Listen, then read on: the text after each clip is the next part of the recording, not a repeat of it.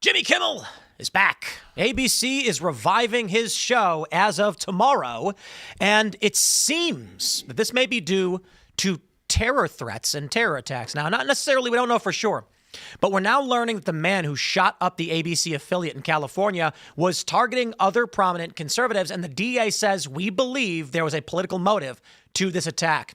Sinclair last week was going to air a tribute to Charlie Kirk, but pulled it at the last minute because of terroristic threats.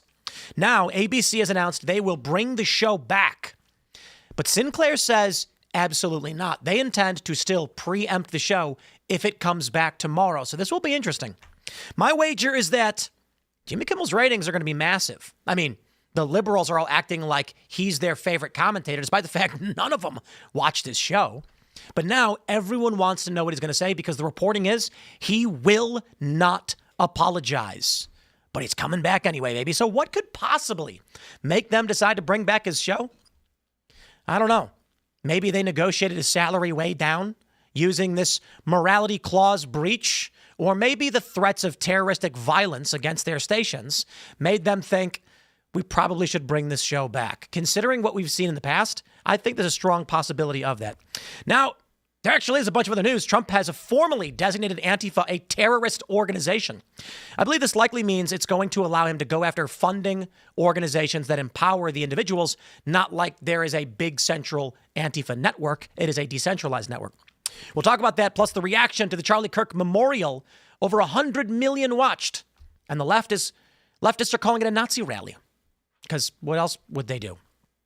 And a man is arrested for pointing a laser at Air Force One. That's crazy. Before we get into all that, my friends, we've got a great sponsor for you. It is Beam Dream, my friends. Go to shopbeam.com/Timpool and pick up your sleep support. Beam Dream helps you sleep. Nighttime blend supporting better sleep. It's got L-theanine, magnesium, melatonin. This is the original cinnamon cocoa flavor. I actually finished mine off. I'm doing the brownie batter. It's got 15 calories, no added sugar. It tastes great. I drink it every night before bed. I tell you what, I'm going to pull this up right now in real time. I'm not even kidding. It's amazing. I swear by it. After a couple days of drinking it, everything started to feel a lot better. Here's my sleep score. This is not a joke. This is literally my sleep score for my Sleep 8 mattress, 100. And over the past month, I've been hitting like 98, 99 in my sleep score. Perfect, deep sleep, REM sleep. And that's when your body's producing human growth hormone and testosterone. So take your sleep seriously. Go to shopbeam.com/Timpool. Get 35% off. Shout out to Beam Dream. Big fan. But also, My Pillow. Go to mypillow.com and use promo code TIM to get all the pillows you could ever want and more. Right now, My Pillow is having two sales in one. The first is a sale on Percali bed sheets, any size and any color, just $29.88. That's right. You can even get Queens Kings, Split Kings, and Cal Kings in any size and color, just $29.88. The second sale is the new energy drink called Rev 7, which I also absolutely love, and we have already. We have a bunch of these Rev 7s. They're keto energy drinks. So there's no sugar, no caffeine. It's low calorie, but it's got ketones in it. And it makes you feel real good. Go BHB Ketones. I'm a big fan. It's got Cognizin, a premium nootropic that helps fuel your mind, and Go BHB, which is a primary ketone in your body that provides the most efficient and cleanest fuel. Check out mypillow.com. Use promo code TIM or call 1-800-925-9096. And don't forget to smash that like button. Share the show with everyone you know. Joining us tonight to talk about this and so much more is Augustus Doricko. Pleasure. Who are you? What do you do? My name's Augustus Doricko. I run Rainmaker. We're the biggest cloud seeding company in the United States, and we're making more water for farms, ecosystem restoration, hydroelectric utilities, and ski resorts by flying drones into clouds that aren't naturally precipitating and then making them rain or snow more. Uh-oh. I'm Shane Cashman. If I were king, I would ban this because it's sky terrorism, but I'm happy you're here. Dude, I would love to talk about terrorism. I'm stoked to talk about it. Yeah. I just look right at Shane. I'm like waiting for him to say that clouds don't exist. I've been telling them about weather manipulation for years. Everyone laughs at me. I'm like, well, the face of Big Cloud is right here. Tate, producer, is here. What's going on, guys? Tate Brown here. Me and Augustus, we had the frosty interaction one time. I heard drones overhead, and I heard some water dropping. I got a little nervous, so I made it up, and then now he's here. This is great. So happy to be here. Good. Hello, everybody. My name is Phil Labonte. I'm the lead singer of the heavy metal band All That Remains. I'm an anti-communist and a counter-revolutionary. Let's get into it. Here we go from the New York Post. This is a pretty complicated series of stories. First, we have this. Jimmy Kimmel set for return to ABC after backlash, but won't apologize for Charlie Kirk comments, according to sources. They say that he negotiated his return to the airwaves directly with CEO of Disney Bob Iger and Disney Entertainment co-chair Dana Walden. Kimmel will address the controversy during his monologue on Tuesday, though he will stop short of apologizing. Now, hold on there a gosh darn minute. We already knew that he got pulled for this reason. According to the Wall Street Journal and the Hollywood Reporter, he was going to come on his show last week after the controversy, address the comments, refuse to apologize, and criticize MAGA for twisting his words. Because of this, Bob Iger and Dana Walden were concerned that advertisers and affiliates who were already angry and concerned, they thought he was going to make it worse. He refused to not engage in this commentary. So they said, then we're pulling your show. That's the Wall Street Journal and the Hollywood Reporter reporting. Now it sounds like they've caved. We'll let Jimmy Kimmel do exactly the same thing, but that makes no sense. Now, maybe. Let me throw some maybes out there. $15 million per year, very expensive show, very low-key demo ratings. Maybe he said, slash my salary. They said, we're not going to bring you back. He goes, okay, how much are you going to lose from this? And like, we're already losing millions. Said, okay, slash my salary, bring the show back. Maybe they said, okay, screw it, fine, I guess. I don't think so. And I'll tell you why. We've got this story from NBC News. Jimmy Kimmel's suspension might have been a factor in the shooting at Sacramento ABC affiliate, DA says. NBC News. They could actually do the reporting. They don't want to, but at least they give us this. Quote, we believe that there was a political motive behind his intention. And then from the National Review, suspect in ABC station shooting, politically motivated, left a note warning Trump officials they are next. Considering that, let's see, do we have where's the other story from, I thought we had this one pulled up. I guess we don't. Post Millennial reported, I'll grab this one too, because there's a lot in this. Okay, here we go. Oh, wait, I'm sorry. This is a different, there's a lot to break this down. I'm trying to find the Post Millennial story. Sinclair, here we go. Here's the other component, if it loads. Sinclair canceled its tribute to Charlie Kirk after ABC stations got terroristic threats. Local threats directed at specific local ABC stations resulting from the suspension of Jimmy Kimmel. So let's wrap it all up. Right now, Sinclair is saying they will not bring back Jimmy Kimmel. However, they did take down Charlie Kirk's memorial due to terroristic threats. A shooter threatened to kill them. And presumably there are way more threats than this. And they're bringing Jimmy Kimmel back to do exactly what they told him not to do. I'm going to go ahead and say we don't know any reason why ABC would bring him back. We don't have any official reporting as to what the reason is that he negotiated. I can only then infer the terror attack and threats of terrorism against ABC stations forced Disney to cave and return Jimmy Kimmel to the airwaves. But that is just my personal opinion. Pending any other information. I hate that there's Streisand affecting him now, and he's going to play the victim, and it's gross. Because in my opinion, I mean, no one's watching him in the first place, and his irrelevance is our vengeance. And I think we can just move on from these corporations that pump out slop, and hate, and just watch the corporations die. That's why we have YouTube. That's why we're doing shows like this. People are tuning into this more than they're tuning into Kimmel. I mean, yeah, not that I strongly disagree with you, but I mean, you're just going from one corporation to another, and Google's one of the biggest corporations YouTube's on earth. Got a lot of issues. You know, they all do. Yeah. But he can go start a YouTube page. You know, the fact that he gets to play victim now is not what anyone wants. No one wants to see him crying anymore. He's done that enough. Well, like as far as the return episode getting a pop, like a lot of people are speculating this, but even with Colbert, it was like 2 nights where everyone rallied and it was like this big deal or whatever. What's he been up to lately? Like, when's the last time you saw a Colbert clip? I think the same thing's going to happen to Kimmel because I think libs are just so demoralized that they'll maybe muster up enough strength to back Kimmel for like a night or two. And then he'll just be obscure again, back to obscurity. It's not like this isn't going to give him better ratings. Like you might, like you said, you might get a pop, but he'll get a night. It's still going to be the same content that people have been moving away from, or the same show that people have been moving away from for the past at least 5 years. If he comes back in blackface, I'll respect it. Maybe. Or Malone. I'd tune in. Shoot, that'd be awesome. He won't. I don't know what the left would say to that. I will just. I don't think it really matters. I think his return show tomorrow is going to have a massive viewership. It's going to be the biggest show he's done probably ever. Maybe not. I mean, with television dying, maybe he was getting a lot more ratings. And with an aging demographic, his ratings dropped 43% from July into August. Here's what I think. I was on Piers Morgan earlier, and the most annoying thing in the world is how literally everybody, even conservatives, are like, well, the FCC's comments should, and the FCC this. I'm like, the FCC has little to do with why he was taken off the air.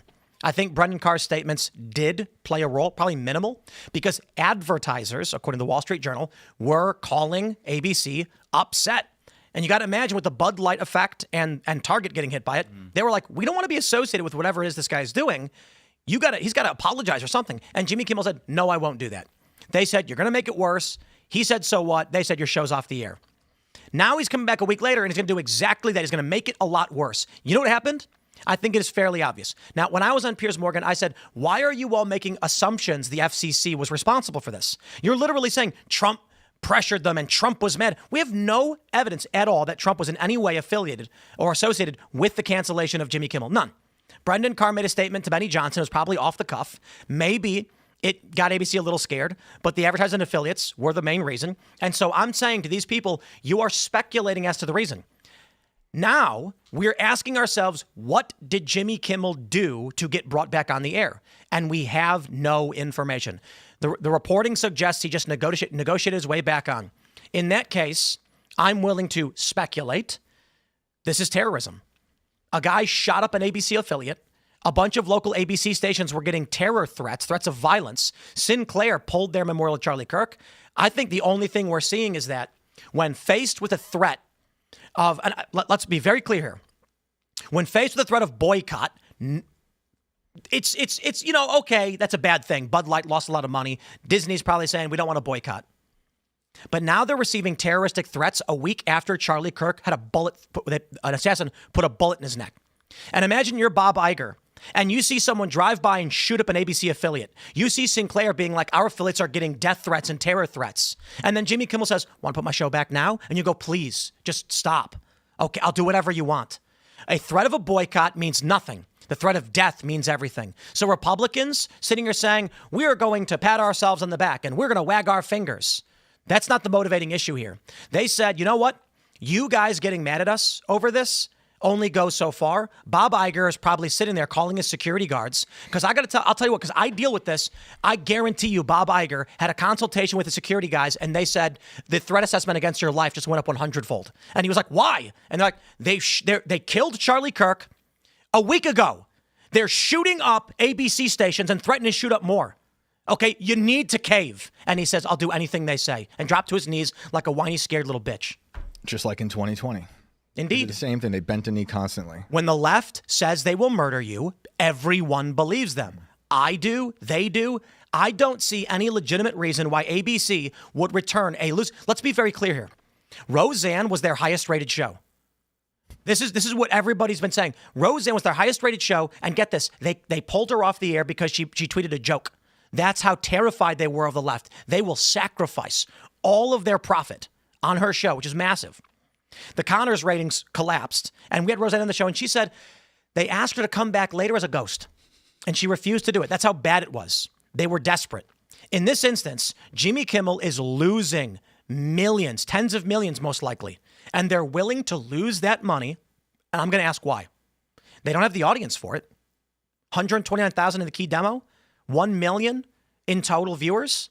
My estimate based on those numbers and sales is what? Is he pulling in $20K an episode? That's me being generous. And he's getting paid $15 million a year. What would motivate a company to lose money on a failing show, especially after even Colbert already has his contract canceled? I'm going to tell you, I think Bob Iger and Dana Walden are scared of getting a bullet in the neck just like Charlie Kirk got. Well, I mean, it's a legitimate concern, right? Like whether it be actual assassination attempts or just the rioting that you saw in 2020 or, the smaller scale riots that you've seen since, the protests and stuff.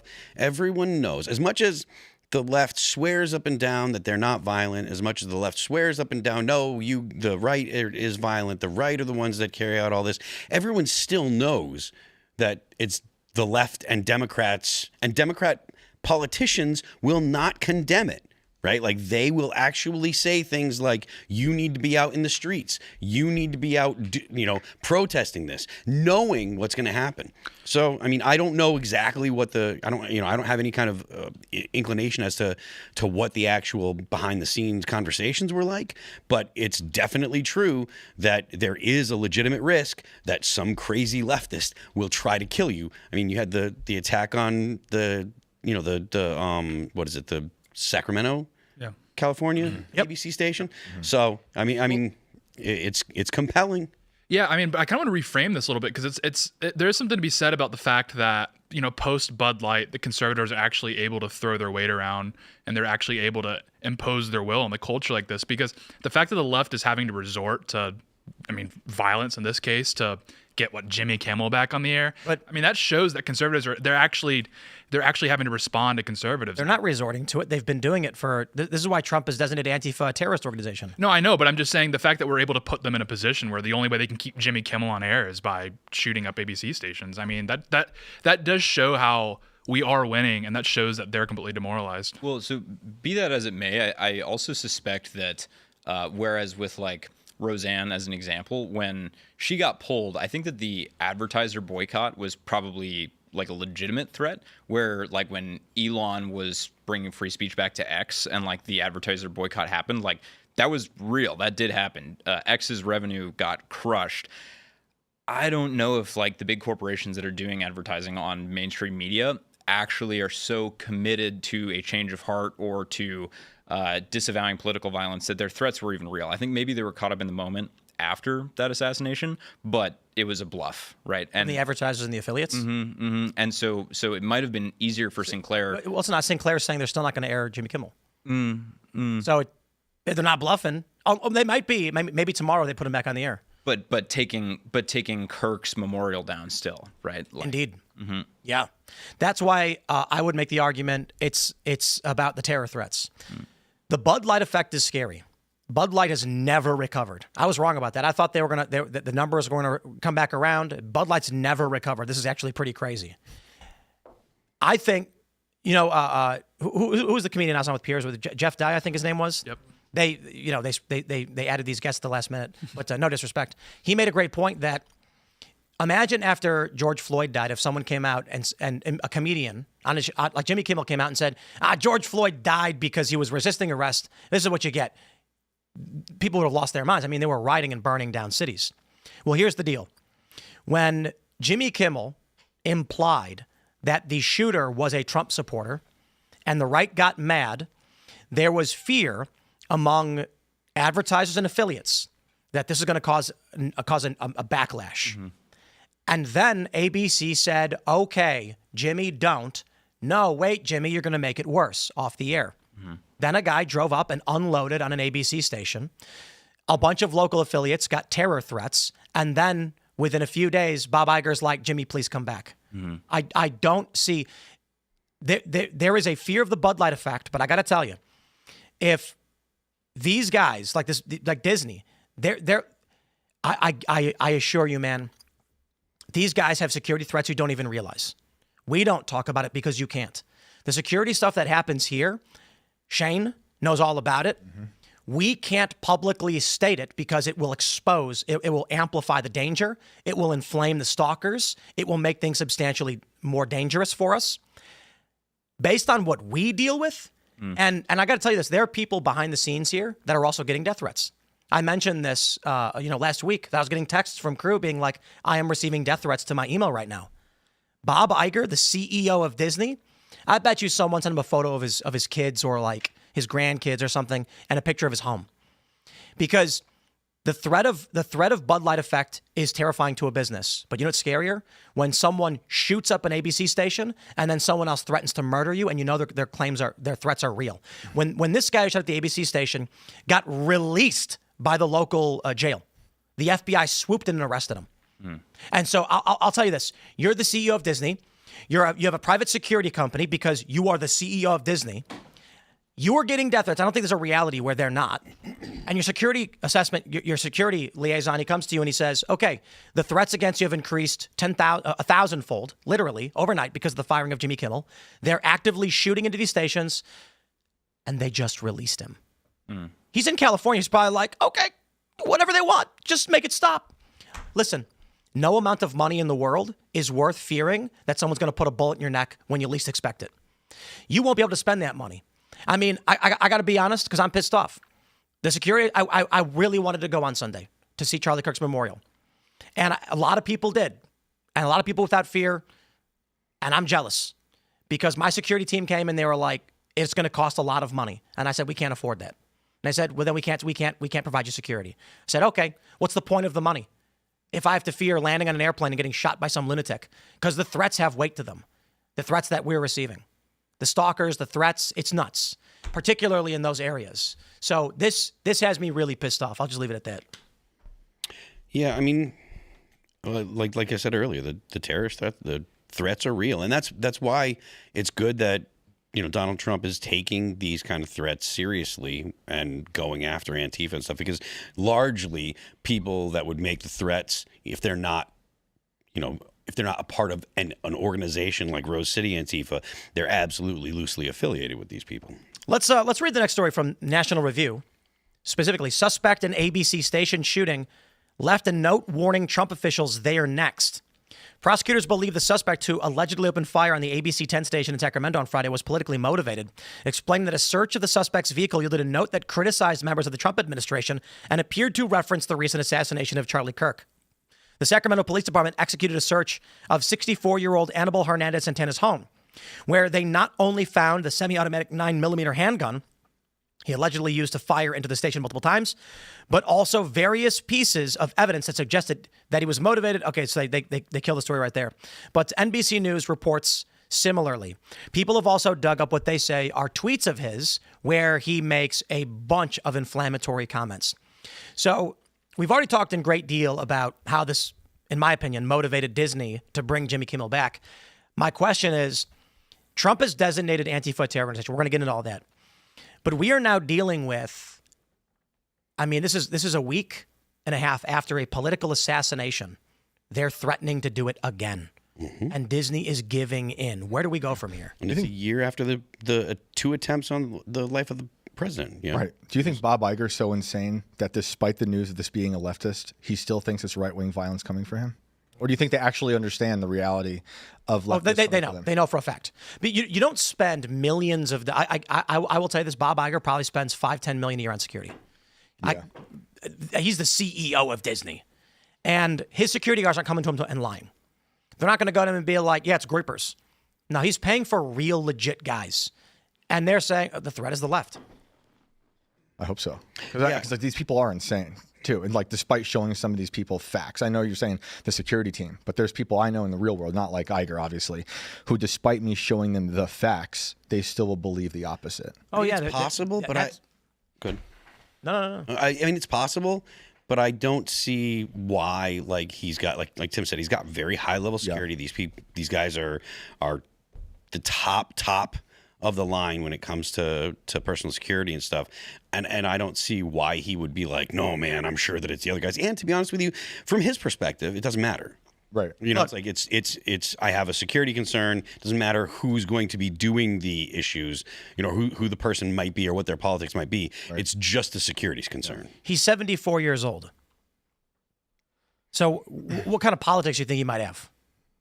Like Joy Behar. Well, it might be, indeed. If he's in his 70s, maybe he remembers what the late 60s and early 70s were like with all the left-wing bombing and all the attacks and stuff. Because, you see the comments about how the right is the perpetrators of most political violence, and they always started at 1975. They never go back to 65. Iger.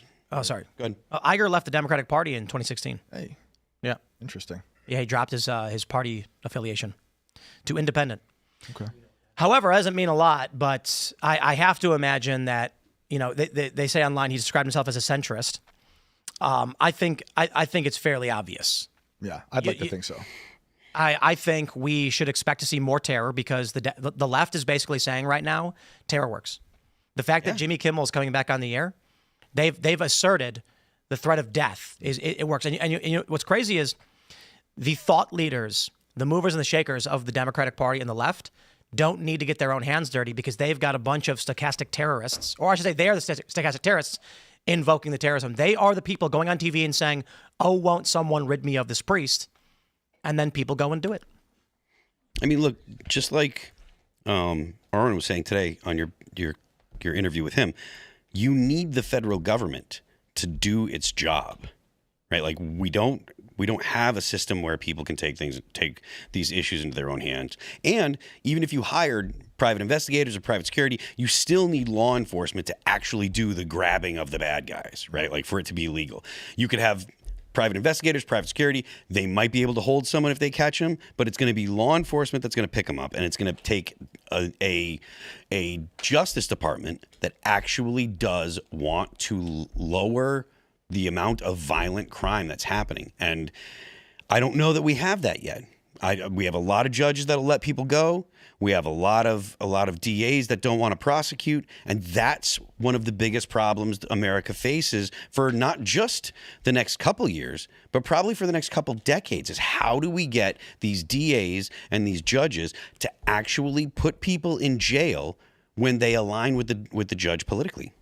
Yeah. Well, I mean, the sad thing is in this case, when you have, you know, these organizations like MSNBC just radicalizing grandfathers across the country, I mean, no matter what laws you have on the books, and even if you're enforcing them, like you can't stop some MSNBC American from crashing out and shooting up an ABC studio. I mean, it's just the environment we're in is like we need a top-down cultural change as well. Yes, because this is just completely unacceptable. You have these atomized boomers that, I mean, they feel like Jimmy Kimmel is this victim of a fascist government crackdown, and they need to do something about it. I mean, and they made it up. Yeah, like what laws could you pass to prevent that from happening?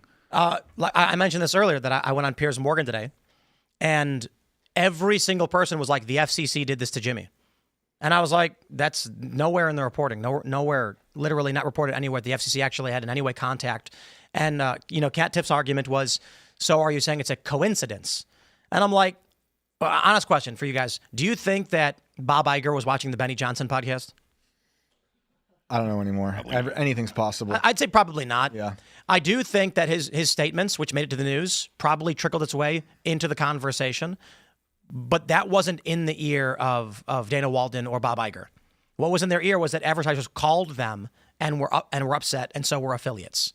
And so, with all due respect to Benny, I do think the FCC thing was big and it played a role, but they have to say this because the story has to be about Trump. It can't just be that Disney was like, we don't want to lose money, so you're fired. What are the odds you think, and this is going to sound like a crazy statement, but I'm going to say it anyway, that Kimmel comes out and tries to do something unifying?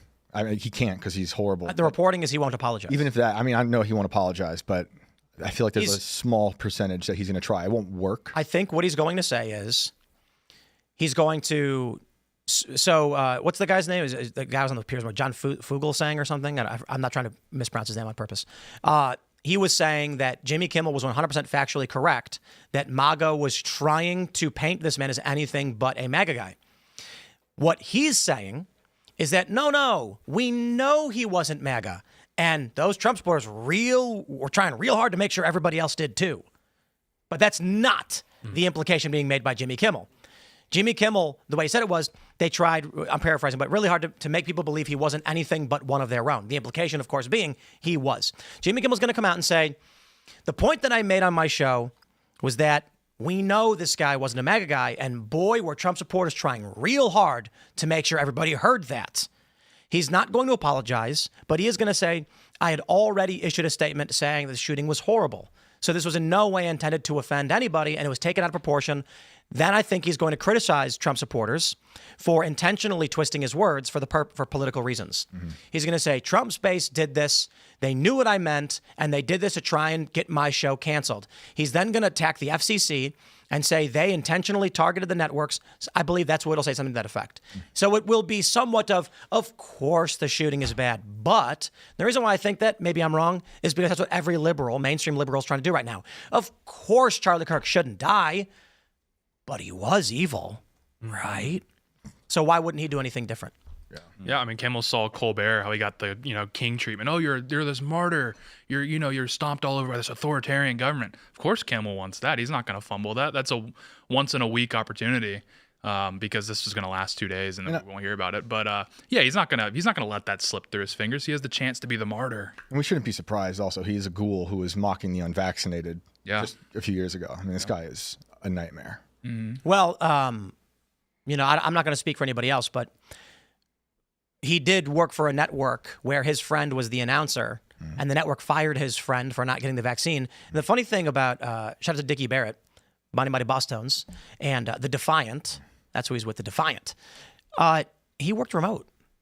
He didn't go in the studio, and they said, get vaccinated. He's like, but I work from home, and they're like, we don't care. That's crazy. Yeah, it's absolutely crazy. Yeah. And then Jimmy Kimmel went on his show and said, here's an idea. If you're dying and you go to the hospital, vaccinated right this way, not vaccinated, sorry, Wheezy, there's the door. Wow. Basically saying, you should just die. Yeah, it's ridiculous. And that was the callousness with the way that he treated people that, you didn't want to get vaccinated. I don't see why anyone should consider him a good faith actor at all. And, so the fact that he's coming back, I think, is a big L. Disney's in trouble. They all the past several Marvel movies have flopped miserably. They've really burned that franchise. Star Wars, wow. I mean, look, I can pull up Disney Plus and I can see everything wrong. They're just lighting all their IP on fire. It's terrible. Yeah. There's actually this is a pretty big story that we don't really cover this stuff. Do you guys know that Disney actually just erased a bunch of shows and movies permanently, forever? You can never see them again. Really? Yeah. Which ones? I can look up a list. But what was the motivation to delete all? Save space, and because they were owned by Disney, they are not carried anywhere else. That's what they did with the Moon Files. That's right. Is NASA running Disney? Dude, if Trump and RFK can truly, find the cure for autism, then the Star Wars franchise is in serious trouble. It's beyond That is repair. epic news. Yeah. Yeah. They're not getting Tylenol ads anymore on Kimmel. Say that much. I mean, Star Wars has been dead for a long time. Yeah. I haven't watched anything Star Wars in a long time, and when I was a kid, I was very into. They don't even make toys for kids anymore. It's for like millennials. Yeah. Toy millennials, actually. It's the correct term. So they apparently they do this. Have they done it before or not? I can't tell. All I know is okay. So they may periodically do this. This is actually kind of crazy. Yeah. They're Disney Plus exclusive shows. It's kind of the weirdest thing because we've never actually had something like this happen. One example is Willow, the series based on the movie with who's the actor, famous guy. Series based on Willow, the movie. Willow, I'm just gonna say Peter Dinklage. Warwick Davis. Oh, yeah, I know it's Warwick. Warwick. Okay, yeah. Yeah. He played, legendary actor. He's in everything. He was in the Willow movie. They did a show about it. Yeah. So the crazy thing is, I'm sure there are. Here's the thing. There are shows that are short-lived. You can find them. Yeah. You can look up old tape archives of like a show that got 7 episodes and then it just got pulled or whatever. And you go, wow, didn't even know about that. It's crazy that we're in an era now where Disney's like, no one can stream this but us. And then they're like, let's delete it. And now it's gone literally forever. This is like a Mandela effect. Right? Actually happening. It's like the Shaq movie that didn't. I learned. happen. Okay, I'm going to say this real quick before we go to the next segment. But we now have proof that we're in a simulation. Okay. The seahorse emoji. The seahorse emoji? There isn't one. What? Have you ever seen a seahorse emoji? There's a Bill Gates pregnant one. Sure, but have you ever seen the seahorse emoji? I haven't. Swear up and down. Ask any AI. Ask any AI and see what happens. See, this is how they mess with us. Is it going to print a seahorse emoji? No, it's going to give you they're all going to give you the exact time and date of when the seahorse emoji was added to the Unicode base and then fail to produce it and then start having a heart attack and going schizo, saying, I don't understand why it won't appear. I know it exists. And when all of the AI programs say it does exist, it was made, but then you go online and it's not there. CERN has been on. I asked Grok and it just said they showed me the dolphin emoji. So they just Ask ChatGPT. they just lied. ChatGPT gave me unicorn and horse. And then, but what did it say? I told it print seahorse emoji, and then it said, are you looking for conch shell or seal? Here is the actual seahorse emoji, and then it's fish unicorn, and then correction. Oh, and then it goes correction. Yep. It's actually coral unicorn, and then it goes the actual seahorse emoji is fish unicorn. Oh, it did spaz out. It What are spazzes they out. hiding? And then ask it when it was added, and all of the AIs will give you a comparable answer. In June of 2014, Unicode base updated with the seahorse emoji, but Google it, and they'll all tell you it never existed, and you're crazy. Has anyone checked if seahorses are still out there in the world What? right now? Maybe they've disappeared as If a well. what is out in the world? Seahorse. Like a horse? That, Oh, I see what you're doing, Tim. I don't like it. All right. Anyway, back to news. Here we go from the Post Millennial. Actually, let's talk about that later. Sinclair canceled airing tribute to Charlie Kirk after ABC stations got violent threats. Post Millennial reporting, Sinclair Broadcast Group scrapped its plans to air a tribute to Charlie Kirk after multiple violent threats were directed at local ABC affiliate stations, according to a report from the New York Post. Last week, Sinclair was set to air the special on its affiliate stations, but abruptly announced it was pulled and would be available on a YouTube link. The TV giant, which owns over 40 local ABC affiliate stations, was facing local threats directed at specific local ABC stations, resulting from the ABC suspension. At the time of the polling the on-air special, Sinclair posted tonight, Sinclair will continue to air ABC network programming as scheduled in the late night time period. The Charlie Kirk special will instead be available on the National News Desk YouTube channel, ensuring viewers can continue to enjoy the ABC programming. Now, in response to the statement from ABC that Jimmy Kimmel was coming back, they said this at 7:16. Beginning Tuesday night, Sinclair will be preempting Jimmy Kimmel Live across our ABC affiliate stations and replacing it with news programming. Discussions with ABC are ongoing as we evaluate the show's potential return. I think it's fairly obvious the motivation behind all of these things. Listen, Sinclair said they were pulling Jimmy Kimmel and they were going to air a tribute to Charlie Kirk. The political alignment there is obvious. Leftists then threatened to murder them. And so they said, back the F up. Guys, I gotta say, the idea that we are not, you ready for it? Heading for, Shane, Take a drink real quick. you want to say the words? Civil war. Oh, Shane said it, not me, so nobody gets a drink. When we are at a time when a network says a man was just murdered, it's one of the most substantive, meteoric political moments of our lifetimes. He was killed in cold blood in front of his wife and children at a political rally for trying to speak. And you can't air a tribute because the left is threatening to murder you. I think it's time for a cold wake-up call for regular people. We're not even 2 weeks from the murder of Charlie Kirk, again, in front of his family. And the left has already, I should say, left-aligned individuals have already shot up an ABC station and threatened death and terror against others. So it is fairly obvious. They are proud of what they do, they are celebrating what they do, and they are continuing to do it. The only response that makes sense, of course, is federal law enforcement. Donald Trump's FBI arrested the guy who shot up the ABC Sacramento station. He needs to use the full force of federal law enforcement to go after every single one of these leftists and liberals who are sending death threats, and they must go to prison.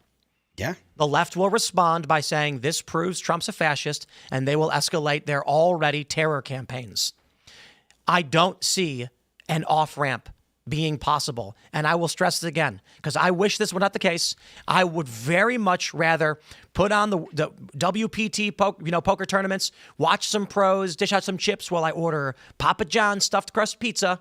Shout out Doe Toley, man. I love those videos where he's like, I'm going to put chicken nuggets in the crust of my pizza. That is paradise.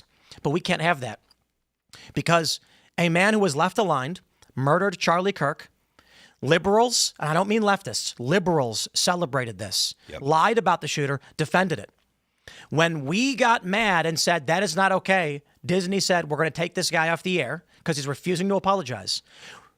Sinclair said, we'll put up a tribute for Charlie Kirk, a man who was murdered, who did nothing wrong. And within a day, the death threats and terror threats against Sinclair were so great, they pulled the memorial. The left is not going to stop. No. I feel like I've been thinking a lot about what we were talking about last week. You described a series of events that would look like a civil war, pockets of violence throughout the country, and I just can't get out of my head that we are in that already. That's you what know, I- like bro. 2020 was that. The Nashua shooting. The guy yelled, "The children are safe, free Palestine," and then shot and killed somebody and shot a bunch of other people. Yeah. A guy drove up to an ABC affiliate, unloaded on it, not even a week after Charlie Kirk was assassinated. And so what people need to understand is there's a civil strife period, and boy, we've been in that for a long time. Look at the George Floyd riots. That is civil strife. It doesn't always lead to civil war. I'm not saying we're in a civil war now, but what you will see, man, because I've been in countries under revolution. I've not been in actual war, but I was in Ukraine at the start of their civil war, which, Russia invading is a whole other thing. I was in Egypt during the second revolution, and I'm sitting in the hotel. I go to the lobby, and there's people eating that beef bacon because you can't eat pork in Egypt. So they're eating normal food. Literally, it's terrifying. I'm in the lobby, and there's a guy typing on his computer while there are reports that the Egyptian military is arresting journalists. Outside the window, and these are big 20-foot tall or 15 tall windows, people are shooting each other. They're using shotguns, so we don't, if it was bullets like 9mm, we'd be on the ground. But they have these makeshift breech-loading shotguns, handguns, that they put a shell in and then go, boosh. And we're sitting there, and I look at this guy, I'm like, aren't you worried about it? He's like, nah, they're not going to shoot at us. And then I was like, but the Egyptian military is now arresting journalists. He's like, pro-Muslim ones. Jeez. In Egypt, outside of the hotel, while people are doing this, there's a McDonald's where a guy was watching soccer. We drove to Heliopolis, went to the mall. I had kebab. Bought a cell phone to use for data transmission. And people carry on their lives as if nothing happens. And they're standing in the mall watching the news reports about the shootings, the violence, and the insanity. Because life goes on. There's videos out of Syria where during the Civil War, people are walking down the street with grocery bags and the buildings are all rubble. So it is terrifying that we are now in a country where, I wake up, I grab breakfast, I come into work, turn the news on, and it's shooting, bomb threats. Bomb threat at RFK Jr.'s house. Police were dispatched over a bomb threat. ABC affiliates shot up. TV stations in panic. Yeah. And that's what I'm saying. Like 2020, people are home. There's nurses twerking with body bags on TikTok. There's mayors handing out free cheeseburgers for vaccines. There's Chaz and Chop, children being shot, innocent people being shot, David Dorn shot in the head, fires everywhere. It feels like that was the beginning of a sustained political violence. Maybe it was easy for some people to forget when we went back to normal, but it never really went back to normal because it feels like reality is just hanging on by a thread. Well, and even outside of that, the United States, like the threshold Americans have for violence is actually quite high. For the longest time we've dealt with, you see headline after headline out of Chicago, dozens killed over the weekend, and everyone's like, yeah, well, that's Chicago. Like our threshold for violence. You go to Netflix, the top shows are like murder mysteries and, the behind the scenes of terrorist attacks. So we just live in a very violent society, and everyone's just kind of used to it. So it's like only natural that the political theater would go kinetic because everything else in American life's gone kinetic. The weird thing about that, you're right, there is a lot of violence in the United States, but it's in such pockets that like most people don't actually experience it.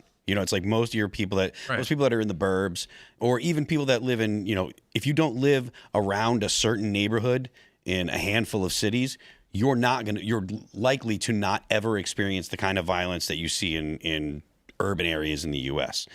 For the most part, it doesn't even touch people, but you're right, it does desensitize Americans. Yeah. So that way it's like you hear this stuff, and it becomes, well, that's just the way that it is. Well, yeah, people are desensitized because if you live in like Memphis and you're in a suburb, the entire city is off limits. And it's like, well, why is that? Well, because it's exceptionally violent.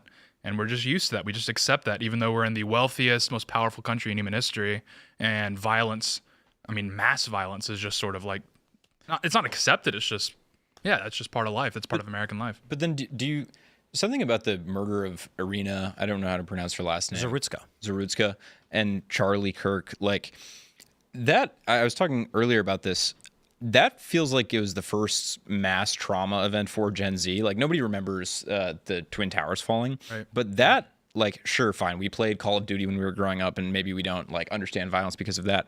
That feels like the first time I've ever been sensitized to, not desensitized, but sensitized to the reality of political violence in the U.S. Like, I think that there's more people now, or at least Zoomers, that feel as though there is like imminent threat of violence all of the time. And a lot of people in tech say something to the effect of like, well, it's actually just like Chinese bots or Russian bots sowing division. I don't think that there is as large a majority of like common sense, reasonable people in the middle that don't believe in violence. I think it's way more people on both sides, or at least on the left for sure, that like are very willing to commit violence, and people on the right now that are very aware of the threat of political violence. Yeah. Well, that's kind of been the left has always been more comfortable with violence, and they look at it's my opinion. It's my opinion. They look at violence like a dial, and The right looks at it like a switch. Yeah, they look at it like a switch. So the right doesn't want to be violent. They don't think that violence is useful. They think that violence only means more violence. And so they do everything they can to avoid being violent. Whereas the left has no problem going out and rioting. And you see it. You saw it in 2016 when Donald Trump was elected. Everyone, there was a bunch of riots all over the place. They ripped up D.C. You saw it obviously in 2020 with the Summer 11, whatever, and what have you. And you see it regularly. Everyone knows that had a right-leaning person killed a prominent person on the left, there would have been riots. There would have been absolute chaos in a lot of places in the U.S. And this is completely obvious to everybody. We are now facing the greatest test of our civilization. That is the United States. This is Donald Trump designating Antifa as a domestic terrorist organization is putting this country to the test. And that is with this executive order. YouTube, Good. X, Facebook, they're going to have to ban all of these people posting these images. It is now a violation of the law. Depending on what happens with this executive order, there's a question that will be asked. As the Krasensteins post that they are Antifa, as many prominent liberals post the flag and say they are Antifa, if social media companies say that is fine, that means a large portion of our domestic infrastructure, tech infrastructure, economy is telling the federal government they are illegitimate. Now, lawsuits with a stay, that would be interesting. But there's a very real question now. Declaration of a terrorist organization. You cannot go on YouTube and post ISIS stuff. They'll ban you. And there's arguments that you could be charged for providing support to a terrorist organization. Here's what the White House executive order says. Section 1, Antifa is a terrorist threat. Antifa is a militarist anarchist enterprise that explicitly calls for the overthrow of the United States government, law enforcement authorities, and our system of law. It uses illegal means to organize and execute a campaign of violence and terrorism nationwide to accomplish these goals. This campaign involves coordinated efforts to obstruct enforcement of federal laws through armed standoffs with law enforcement, organized riots, violent assaults on immigration and customs enforcement and other law enforcement officers, and routine doxing of and other threats against political figures and activists. Antifa recruits, trains, and radicalizes young Americans to engage in this violence and suppression of political activity. That employs elaborate means and mechanisms to shield the identities of its operatives, conceal its funding sources and operations in an effort to frustrate law enforcement and recruit additional members. Individuals associated with and acting on behalf of Antifa further coordinate with other organizations and entities for the purpose of spreading, fomenting, and advancing political violence and suppressing lawful political speech. This organized effort designed to achieve political objectives by coercion and intimidation is domestic terrorism. Because of the aforementioned pattern of political violence designed to suppress lawful political activity and obstruct the rule of law, I hereby designate Antifa as a domestic terrorist organization. All relevant executive departments and agencies shall utilize all applicable authorities to investigate, disrupt, and dismantle any and all illegal operations, especially those involving terrorist actions conducted by Antifa or any person claiming to act on behalf of Antifa, or for which Antifa or any person claiming to act on behalf of Antifa provided material support, including necessary investigatory and prosecutory actions against those who fund such operations. They say general provisions. This order shall be implemented consistent with applicable law. This order is not intended to and does not create any right or benefit, substantive or procedural, enforceable at law, or in equity by any party against the United States, its departments, agencies, or entities, its officers, employees, or agents, or any other person. This order shall be published in the Federal Register. Donald J. Trump. Now, the reality of this is it actually does very little formally. Trump may now say that they're going to target people flying the Antifa symbol, citing that as probable cause that they may be associated with other organizations that are funding violent riots and things like this. So RICO is what they're probably looking at for some of these NGOs that are providing various types of support for these acts of terror. Socially, Trump has said these are terrorists. Your move, YouTube. Will YouTube start taking down people who claim that they are? Will Elon Musk? I think that the administration is going to actually have to apply a little bit of pressure. They're going to have to, let these organizations know that this is not just, for posturing. This is serious, that they're going to be looking to involve the DOJ. But I imagine that just a little bit of pressure from the feds, from the DOJ, and your X, your Facebook, they'll fall in line pretty quickly, because they were kissing Trump's ring as soon as Trump was, likely to become elected. Yeah, I mean, like, the problem here is obviously there's no legal mechanism for a domestic terrorist organization. You have foreign, obviously, but there's nothing for domestic.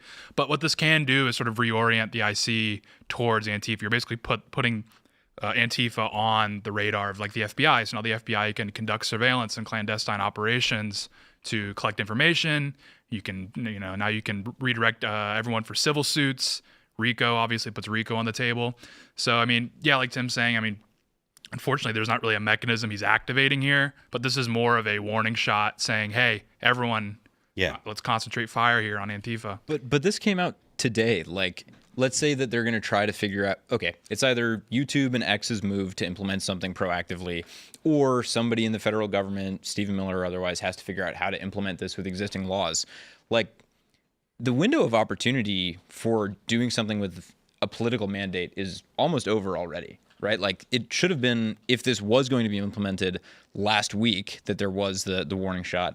And then this week, there should actually be a full solution rolled out. Because in another week from now, Jimmy Kimmel having been lionized, a bunch of the people that would have been canceled now having been lionized as well, the blowback is only going to become greater and greater as time goes on without implementation of anything to this effect. Like, I basically think it's this week or something else horrible has to happen before anybody's going to care. Yeah, I mean, you would have to get Congress on board to pass any sort of legislation so they could like start freezing funds, basically treating them like a foreign, because I mean, we have a lot of laws in the books for foreign terrorist organizations, but I mean, like you said, the mandate's kind of expiring. I don't know how much heat's on Congress to really get anything across the finish line here. That's what you would need. You need everybody on board. But I mean, yeah, I mean, it is promising, I suppose. But I totally agree. This should have been a week ago, and this is the week we should have been, implementing a lot of offensive options. Real quick, who do we talk to about throwing the Krasensteins in Alligator Alcatraz? No, definitely El Salvador. That's fine. Somalia. I don't actually want them to go to jail for being silly little liberals. But there's a question about support for Antifa with Trump's declaration. And I do have questions about how you handle this. My argument would be, from this point forward, all statements made would be bannable offenses. I have the rules here from Google. Featured policies, violent extremism, content produced by or in support of terrorist organizations is prohibited on YouTube, including content that promotes terrorism by glorifying terroristic acts or inciting violence. Terrorist organizations are also prohibited from using YouTube for any purpose, including recruitment. So I have a video here.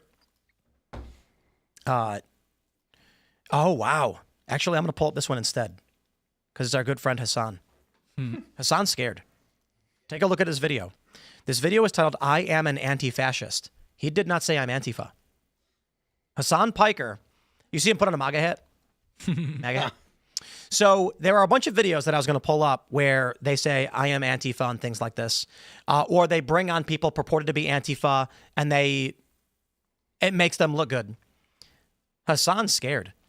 Yeah. He's saying I'm an anti-fascist. That's a very specific term. Antifa is not the same thing.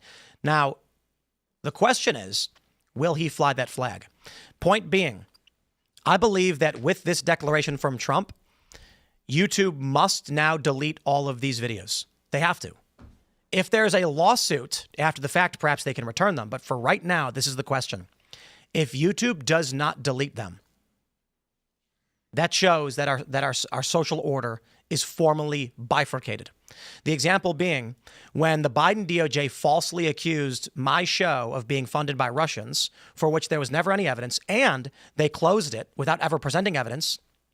YouTube deleted all of the episodes off of YouTube. Only from that period. So here's the thing. The Culture War show existed before Tenet, during, and after. YouTube deleted every segment of that show, the clips we do, like 10-minute clips, from the period by which we had a licensing deal with Tenet Media.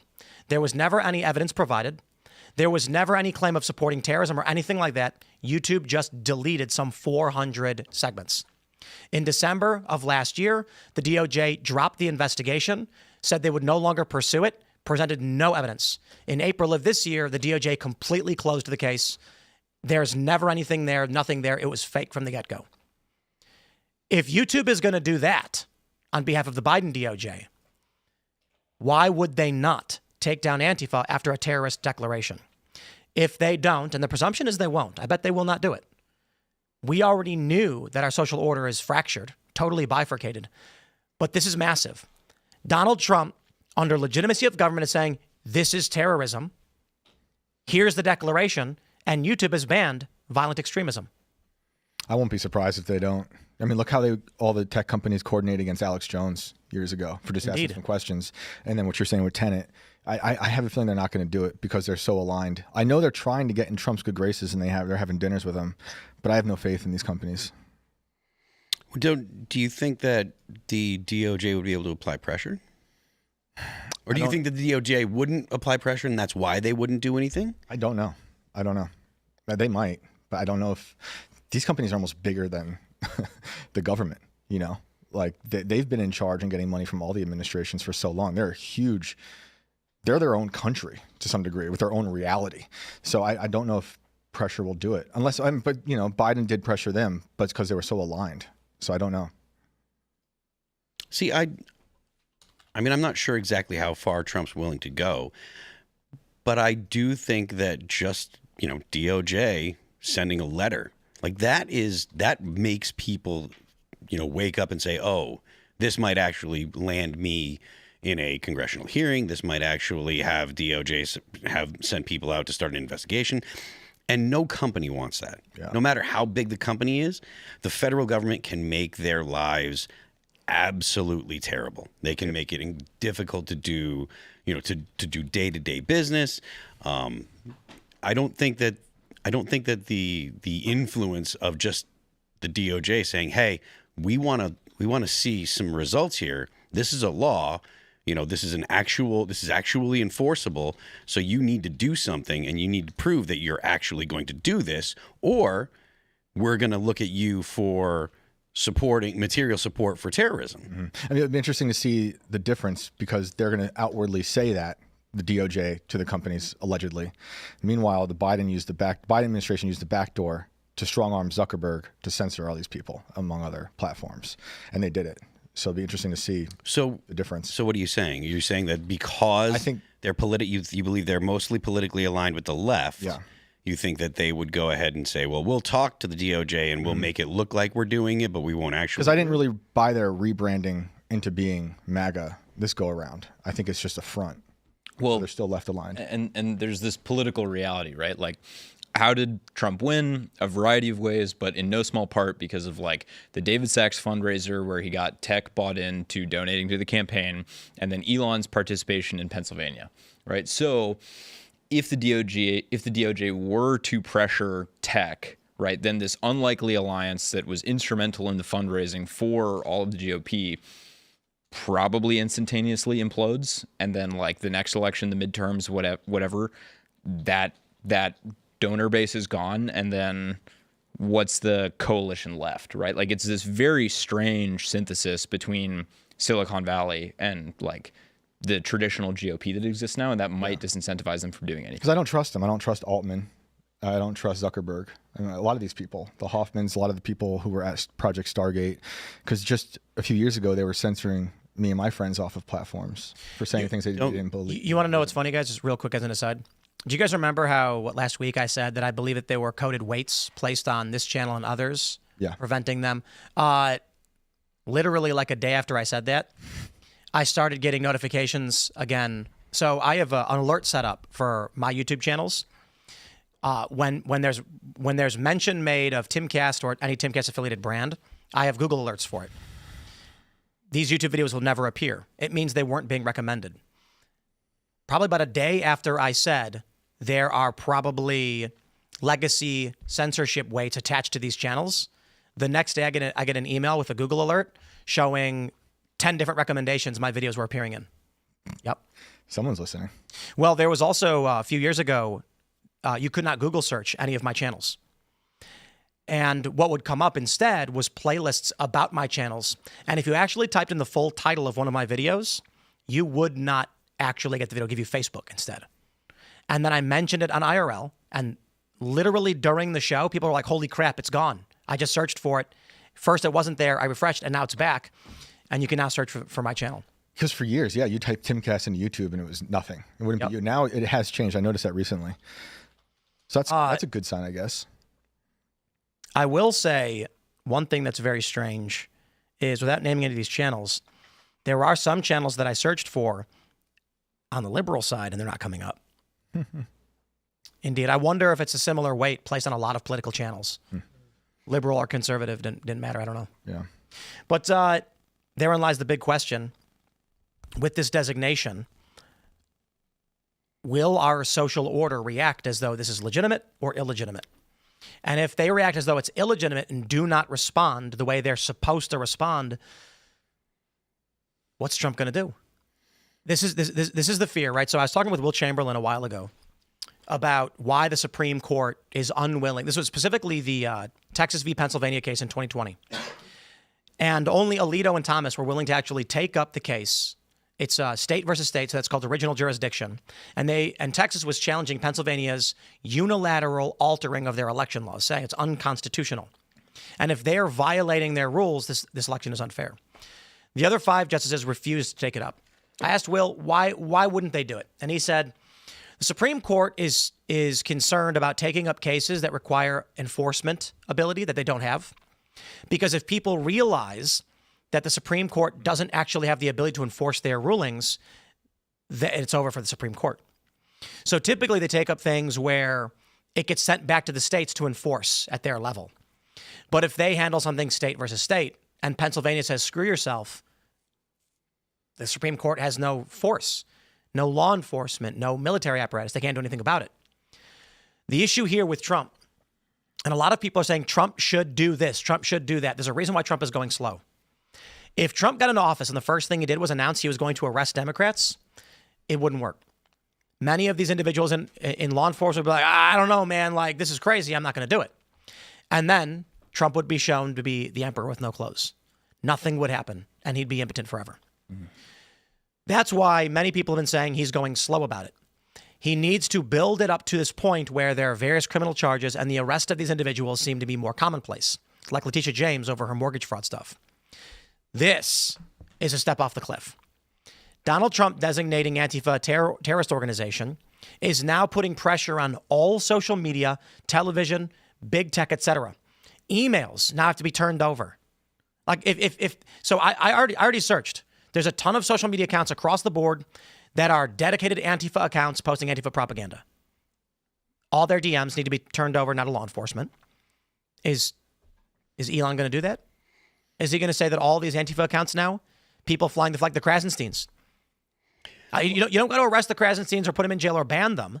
The designation happened now, but certainly, wouldn't he have to turn over their communications as terrorists? What would be the input? What would be the benefit for him not doing it? If he doesn't do it, it's not just about Elon. It's about what would the benefit be for him to not do it? Yeah, like if Trump or the DOJ is like, look, we know there are a bunch of Antifa affiliated accounts. Send us their logs, blah, blah, blah. And so it's not so, I think that question is kind of weird. There is a detriment to doing it. The benefit would be nothing changes for him in terms of the structure of his business. The fear would be that liberals will dump the platform more than they already have. But then the other concern is if he doesn't do it, he's in violation of Trump. He just sat down with the man and shook his hand. Yeah. Trump's saying they're terrorists.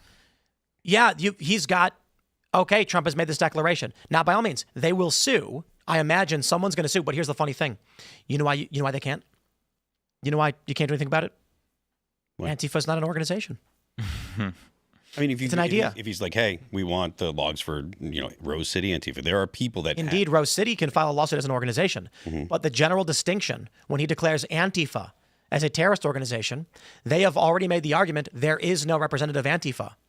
They're in a weakened position. Now, if these big tech companies, and just any company, if a motel, if they refuse to turn over this information, not so much, but the big tech is the big important one, because if YouTube keeps up these Antifa videos, if Instagram keeps up these accounts, they're outright saying Trump's authority doesn't mean anything. I think Elon's problem will be determining who actually he should turn over for the DMs, because it could just be trolls putting up a flag who have no part of anything. Well, the government's going to make a request and say, we're looking for these accounts, and Elon can choose to fight or not fight it. The thing is, declaring Antifa a terror organization, there's no one who has standing in court. Rose City Antifa, being one of the most notorious named brands of Antifa, are a specific group. They might be able to sue and argue that as an Antifa flag bearer, they are lumped into this. Sure. We'll see.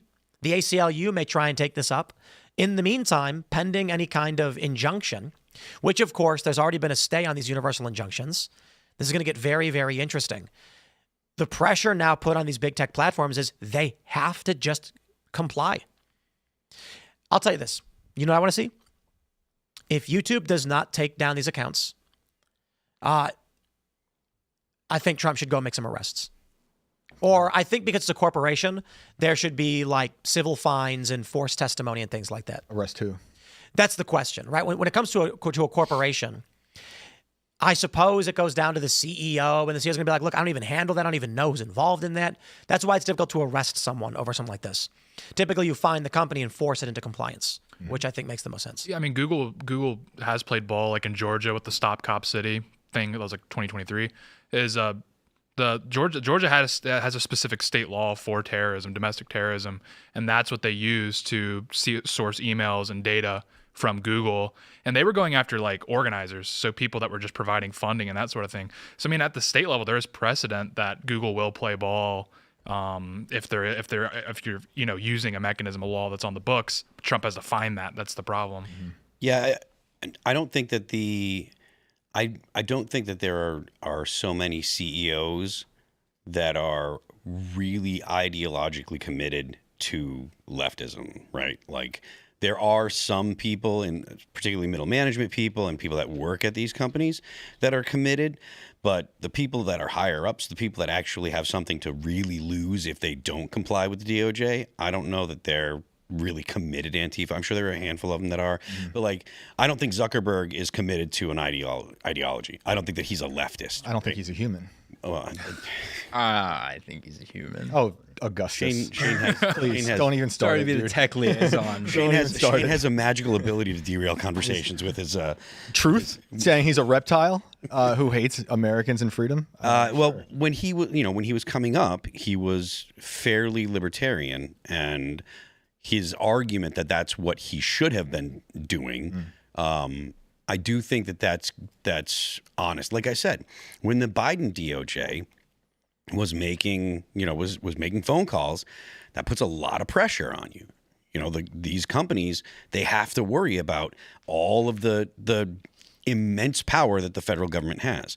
So I don't think that he would choose. He's lied under testimony. I don't think that he would choose to do things for one administration and not for another on an ideological basis. I don't think he's beholden to politics. I think he's beholden to his power and his evil. Money, yeah. And he's lied under testimony about the algorithm harming little girls, like the algorithm picking up on if a young girl deletes a selfie, then the algorithm knows she must be sad, so we should sell her something. This is like evil stuff, and that's just a little part of the evil stuff. Why I think he's inhuman.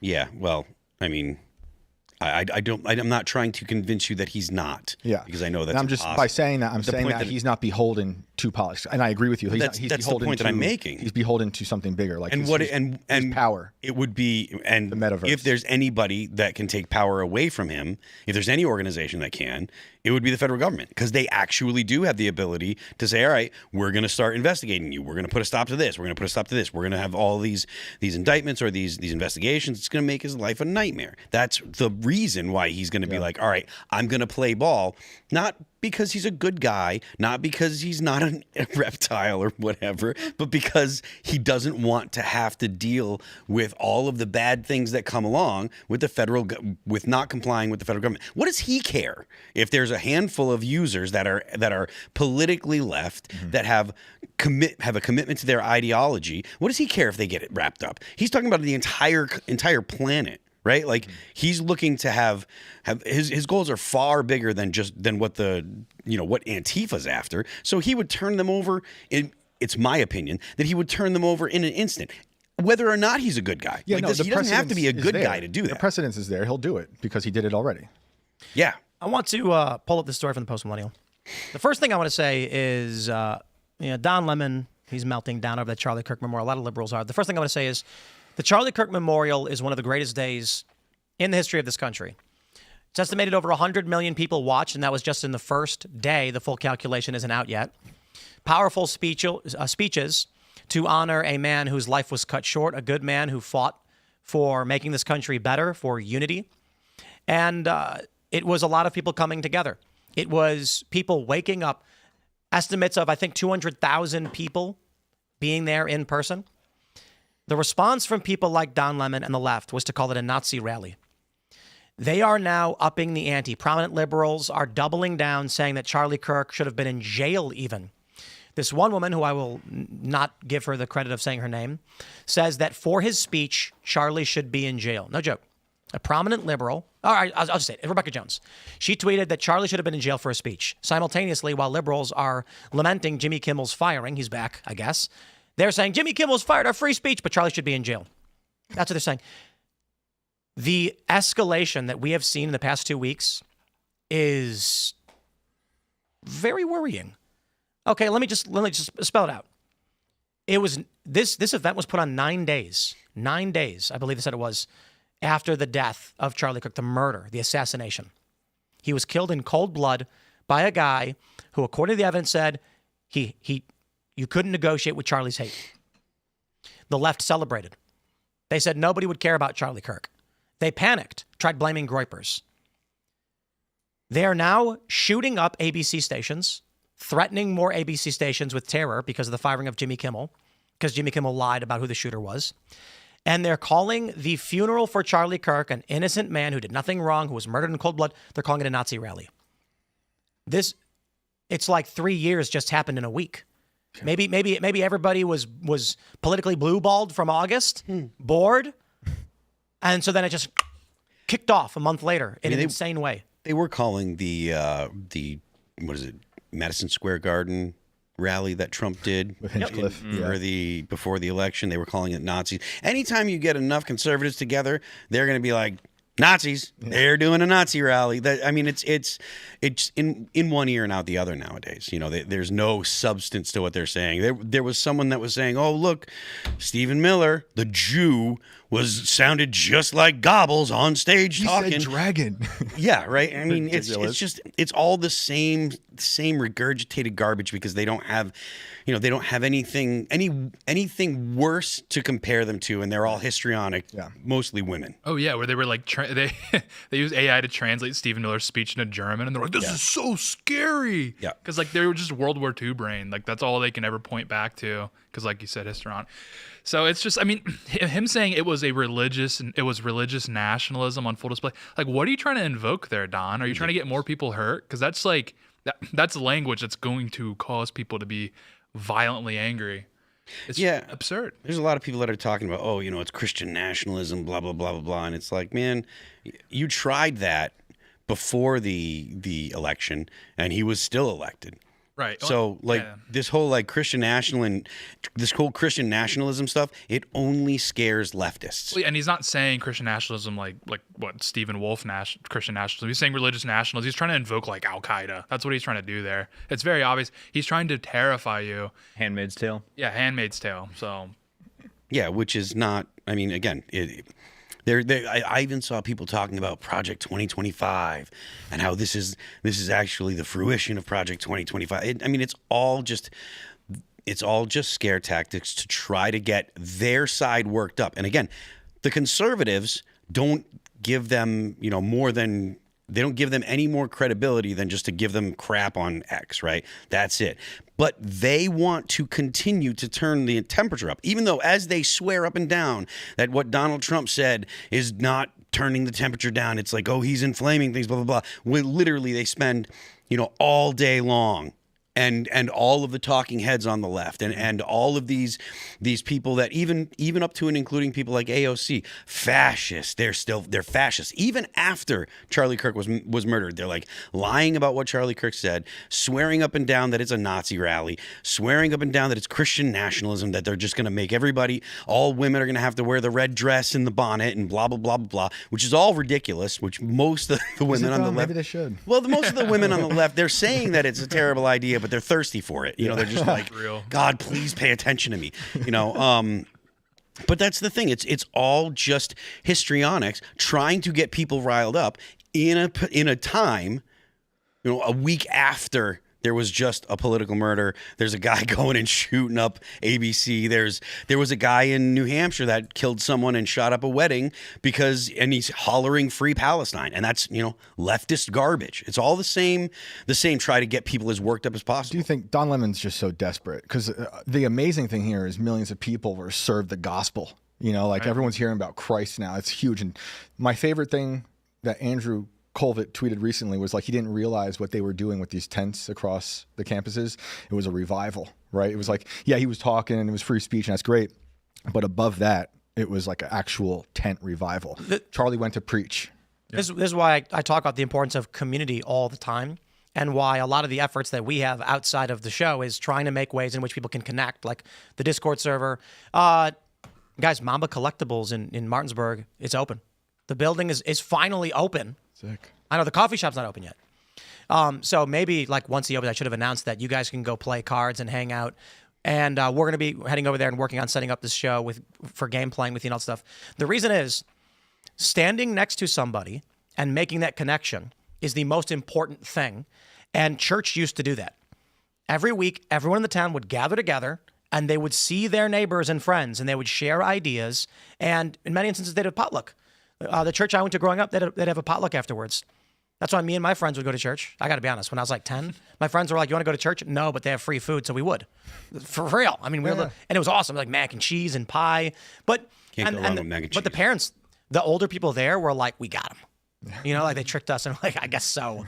We'd be there by ourselves when we were young. That largely started going away and has still gone away. That's why I was talking about how I want to do that Saturday morning cartoons thing where parents come, bring your kids, hang out in the early morning on Saturday to hang out so it doesn't interfere with church, but that community can come together for those that don't go to church. Charlie was doing that. Mm-hmm. He was creating spaces where people were all crowding around. And you know what that showed? It showed the people on those campuses, those young men, there were a ton of other people that agreed with him. I guarantee you, nobody would take this bet against me. Charlie probably made a pair of best friends every single time he went to a campus. Because there'd be 50, 100, 200 people. The crowds were getting huge. And some dude would be like, yeah, but what about this one? What about that? Some guy would hear that and be like, bro, I heard what you were saying, dude. Exactly. That's what I've been saying. And then they were like, yeah, let's talk. Charlie was building community. And when they took his life away, he proved it. You know what's really crazy? I don't think it's crazy that it took that in 9 days they set this event up.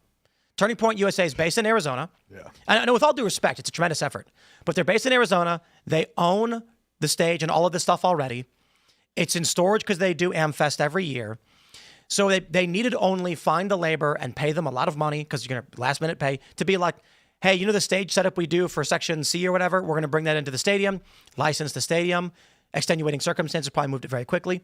I'll tell you what the most amazing thing is that regular people from across this country with a week's notice, flew out and drove out to Arizona And they're now, I'm seeing now that TPUSA is saying they registered around 280,000 unique devices, indicating that's how many people were at that event physically. Wow. To get people to be like, I will take off work and I will travel for this, shows you the community that Charlie had built and continues to grow. And this, it just skyrocketed. It's amazing. It crushes all the desperate talk from the left. I mean, I know there's stuff we got to worry about, and they're violent and they're brain dead, but this was so beautiful. You know, Erica's speech was great. That was a very strong speech. And yeah, I mean, we've been to AmFest. Their productions are wild. So I wasn't very surprised that they could pull this off that quickly. But it's a lot of people. It is. You know what's really funny, too, is the conspiracy theories. None of them make sense. Don't get me wrong. I think the official story is there's a lot to be questioned in it as well. But there are people that are saying a couple things like, there's no way you can pull off an event like this in 9 days. That's not true. Let me just say it again. All of the materials for this are sitting in the back of trucks owned by TPUSA, just in storage. And they literally like, can we get some drivers and have those trucks drop it all off? Yeah. And the crews that do the construction for these events, did you see the video of them doing security?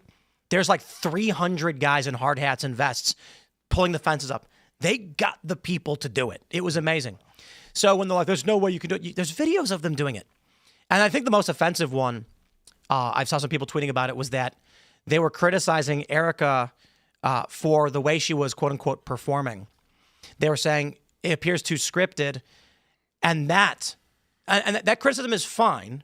It's that when they claim that it proves that either Charlie's not dead or someone else killed him is where I think it gets offensive. My response to this is the woman just lost her husband in front of her, and now you're expecting her to perform in front of 100 million people, which she's never done before. And so the fact that she was able to do it in any capacity was incredible. And to me, looks exactly as what I'd expect it to be. Like, you know, yes, she's never done this before. Now you're asking her to go do it. What do you think it's going to look like? Brad Pitt giving an Oscar-worthy performance or something? Yeah, I think there's legitimate questions to have about everything that went on. Not with this in particular, but the assassination. But like, you see X flooded. It's like saturated with just easily debunked things. Like you saw people saying she was skewing the Satan hand thing, and I was like, nah, it's not that. Like, she wasn't doing that. It was like I love you, you know, hand gesture. But they do that. I don't know if that's on purpose or not. You know, because I do think there's bad actors out there who want to control the narrative for their own gain, whether it's monetized Twitter or whatnot. I think it's crazy that, like, imagine she's not the person who built TPUSA. Charlie Kirk is. She's got to carry on that legacy. I can't imagine watching what she saw with Charlie dying, and then literally within 24 hours, they probably were like, you have to stop. You have to calm down. You have to push that aside because there are millions of people who need a leader right now. And I can't believe she was able to do it. Yeah. But understand what that means for someone. It means they're going to tell you to stop emoting. Because if your natural emotive state is fear, panic, and despair, you will not convince people. They will be scared. And so I think, with all due respect, she probably did a script. They helped her write it. She doesn't do this professionally. And she delivered it to the best of her abilities, trying to convey her feelings. And when people say it feels fake and scripted, I'm like, yeah, probably because her real emotions were not like strength and endurance. It was probably fear and despair. And if she actually let that all out, she probably wouldn't have read that statement at all and probably wouldn't even have gone on the stage. Yeah. But it's just remarkable that people want... What's crazy to me is I met a guy, actually met a couple of people over the past week, who came up and asked me, and they were like, hey, did he really die? I got that too. You got that too? Yeah. I'm like, yeah, my friends who were like, work with him in Arizona are calling crying. And I was like, look, man, but I think the crazy thing is, for some of these conspiracy theories, it's really hard to believe Charlie is gone. Yeah. It's like it doesn't make sense. Mm-hmm. The image shouldn't weird. exist of him, of that. Like, it just doesn't feel like that's reality. I get it. It is. I'll tell you this, man. I have read a lot of stories about people dying. And when they die, I'm like, oh, man, geez. You know, rest in peace. Ozzy Osbourne. When he died, I was like, wow, he died. Every day when I see a story about Charlie, it's like my brain is telling me he can't have died. How could he have died? And it's like, you know, we all saw the video, man. It's so surreal. Just like someone you've stood with and then the whole world has to see that Argued death, with. right? Yeah, I mean, you guys have argued. I didn't get that, but like it's a very surreal thing, and I get that it just doesn't compute. You know, it still doesn't really make sense. This is what I was saying on X. I got a lot of messages from prominent personalities of various background. They texted me, and I wish they would speak more publicly, but there are a lot of like former liberal, like default liberal prominent personalities who have spoken out since Charlie was killed. But the point that I made, because I'm seeing all of these people say like, we have to protect the left's right to free speech. And defending the lefts from getting fired isn't defending the left at all. It's defending free speech. And I'm like, no, you're literally offering that leftist a defense to get his job back. I'm not saying I understand your argument about free speech. I made the point that there are these conservatives, people on the right, who knew of Charlie. And knowing of Charlie is very different from knowing Charlie. Yeah. And I don't mean to be disrespectful to those that didn't actually know him, who are actually taking this seriously, but there are some people I feel like aren't taking it seriously. I've covered the news for a very, very long time. I have spoken with friends about major news events, a coup attempt in Turkey. Talking to my friends and being like, wow, did you see the fighter jet opening fire on the bridge? I mean, Erdogan is looping back. Talking about this abstract, faraway thing. And then when Charlie is murdered, that's not the conversation. The conversation is they killed Charlie.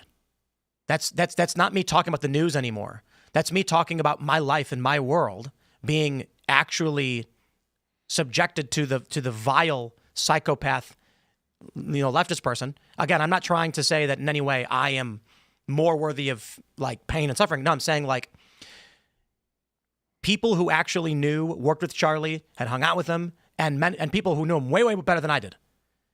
They are not saying, did you hear the report? Charlie Kirk got assassinated. They're crying and being like, bro, they killed my brother. That feeling, when you then watch these liberals dance on his grave and justify his killing, it is the weirdest thing in the world to me. I've never experienced that. And again, I'll stress, many people who knew him substantially better than I never experienced it. It's one thing when they try to kill Trump and then they celebrated it. I don't know Trump. I mean, I met him a couple times and interviewed him. He's just a guy. He's on the news to me. He's a man that I talk about. Charlie is a guy that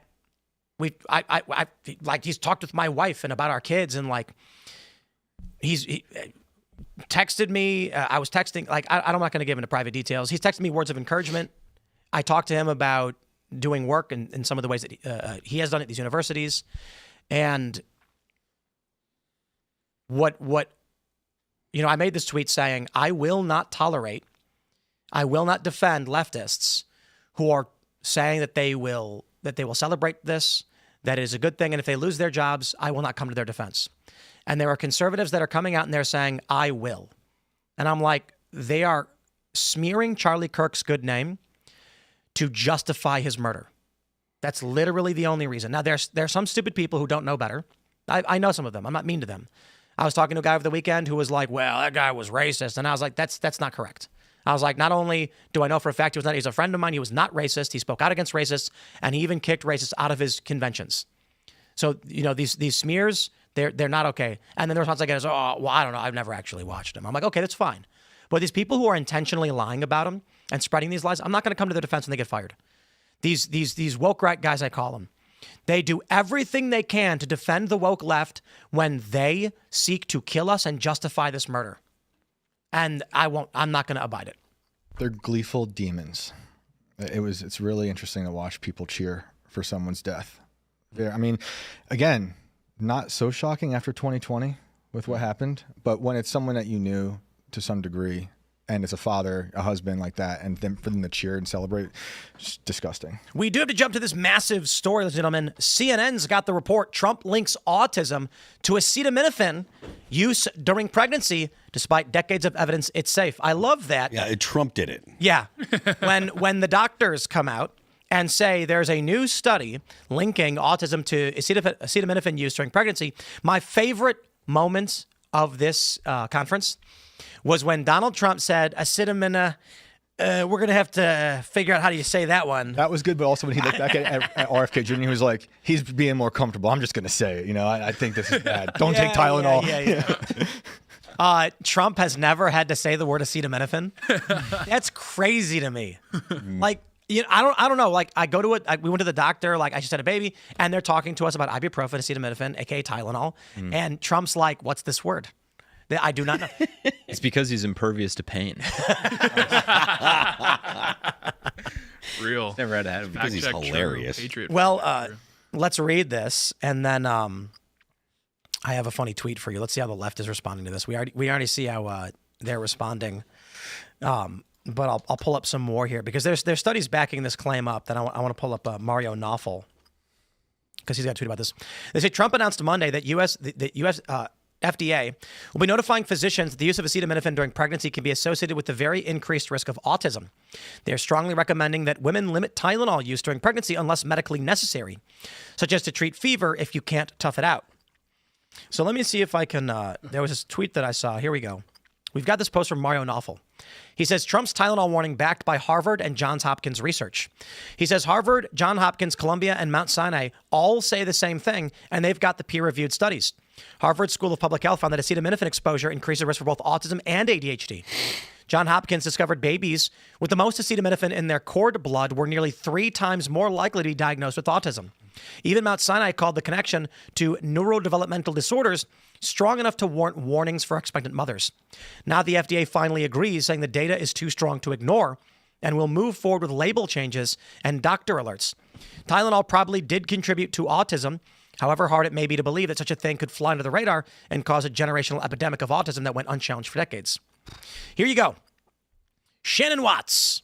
Shannon R. Watts. So she has me blocked, right? Yeah, she does. She says, many studies suggest a major cause of autism is the mutated sperm of elderly fathers. But in a centuries-old tradition, see everything from schizophrenia to eating disorders, men have decided to blame women for taking Tylenol while pregnant, despite no valid supporting studies, except for, of course, Mount Sinai, Harvard, Columbia, Johns Hopkins, etc. Except, the science. Keep this lady away from hospitals. That's their response. Men just hate women. Yep. What? They're saying Tylenol. Did a woman invent Tylenol? Is that it? She's a punishing imbecile. Wow. Yeah. So it was funny too because Trump also in the interview said he blamed vaccines. You saw that? Oh, I saw it. He was like, there's a lot of groups that don't take vaccines and have no autism. And then RFK's like the Amish. And he's like the Amish. And I'm just sitting there laughing, being like, "This is not a press conference about vaccines, Donald Trump. This is." He turned it into it though. He talked about the stabbing your kid with Hep B, which we haven't done. We have 3 kids. Our oldest is 9. We don't do that. We got kicked out of a lot of practices for not doing it, and it was vindicating to see that today. What was Trump's quote on the Amish and ADHD? He's like, they just don't even know what it is. Yeah, RFK didn't know what to say. Yeah, he's like, there's studies. They don't get distracted. They're like the most locked in group on planet Earth. They're just building like barns all the time. Like they don't have time to get distracted. They have barns to build. They're amazing. Yeah. And they helped him win Pennsylvania. They showed up. Oh yeah, They did. big time. Yep. Yeah. And they did because I think it was the FDA came down on them about Milk. about their milk. Yeah. They got raided. Yeah. Yeah. The FDA came out and came down on them, and like Scott Pressler was running right behind the FDA. He's like, "Would you guys like to sign up and register to vote?" And they were like, "Hell yeah!" I wish I could remember who tweeted it on the day after the election, but they basically said when the Amish showed up to vote, it was like in Lord of the Rings when the trees got up. Yeah, the Ents are coming. But it's true. They're Yeah. for the most part, there's still a lot of Americans that just want to be left alone. They just want to live their lives. They don't want to have to be involved in politics, and they tend to be more conservative because people that are on the left tend to be activist types. They tend to feel like, oh, we've got to make all these changes and we got to do all this stuff because we can perfect society if we just, do a little bit around the edges or what have you.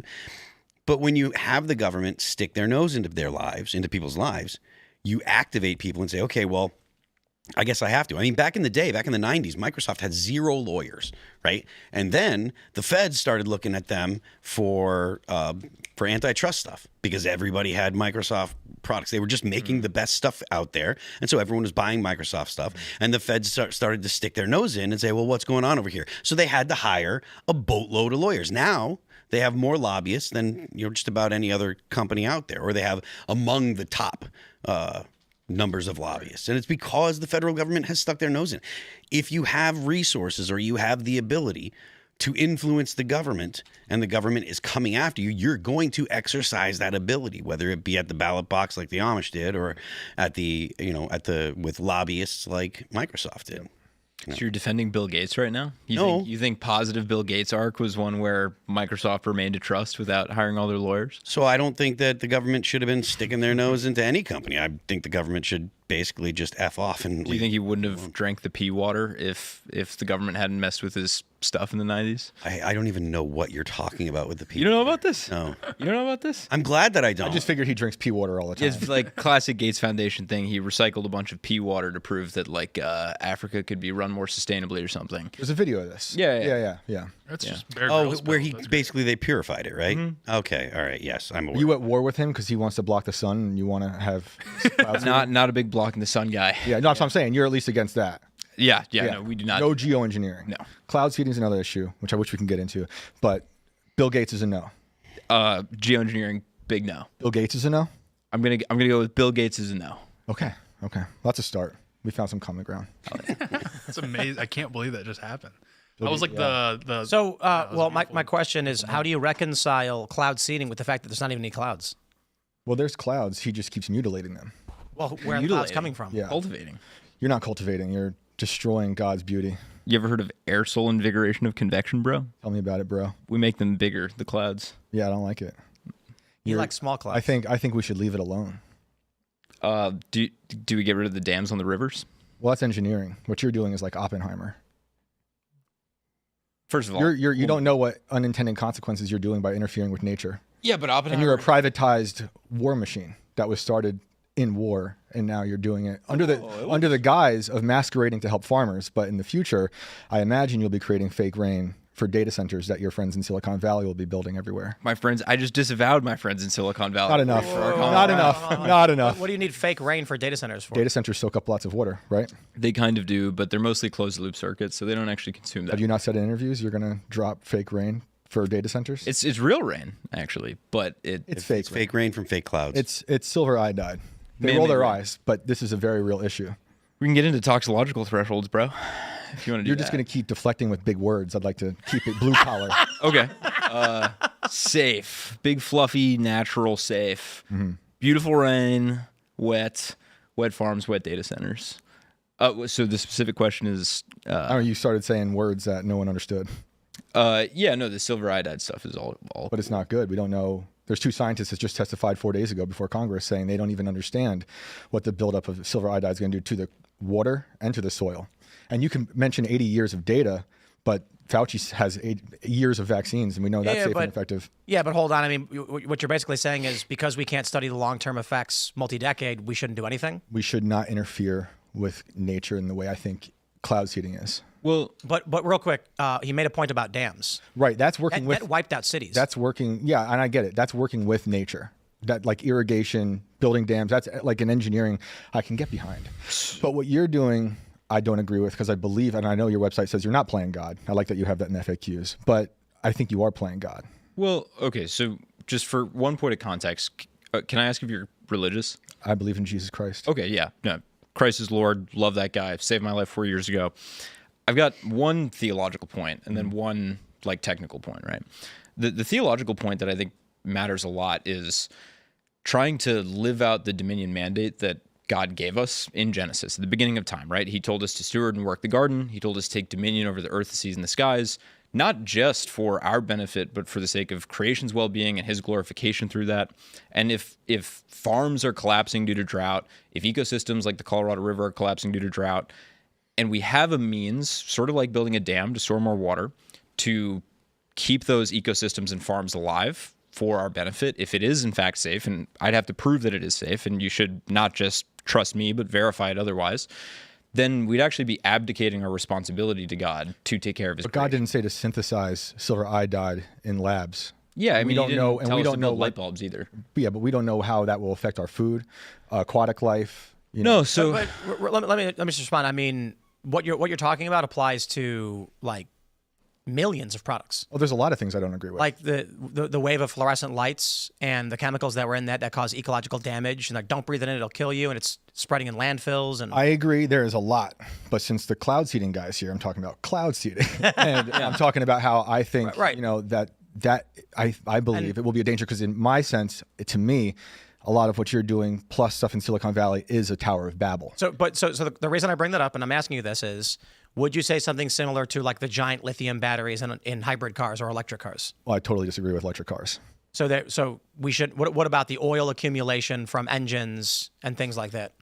I think it's bad, but like I don't think we should have people in the skies manipulating weather patterns. I know those things are bad. I get it. I know things are bad. I don't agree Like, with vaccines. I'm just trying to understand where your line is, right? So like, should we ban plastic use? I mean, plastics are very bad for you. yeah, I'm in favor of getting rid of plastic. I try to use glass and stuff, but even Right, that we is do the same sometimes thing. lined with microplastics. Sure, totally. So like I think we should do everything possible to have safe, healthy products around us, right? Like we shouldn't be wearing microplastics all the time. We shouldn't be eating a bunch of MSG and like artificial high fructose corn syrup. But I mean, it tastes good, but it's bad for you, I think. But then the question is, there's two, right?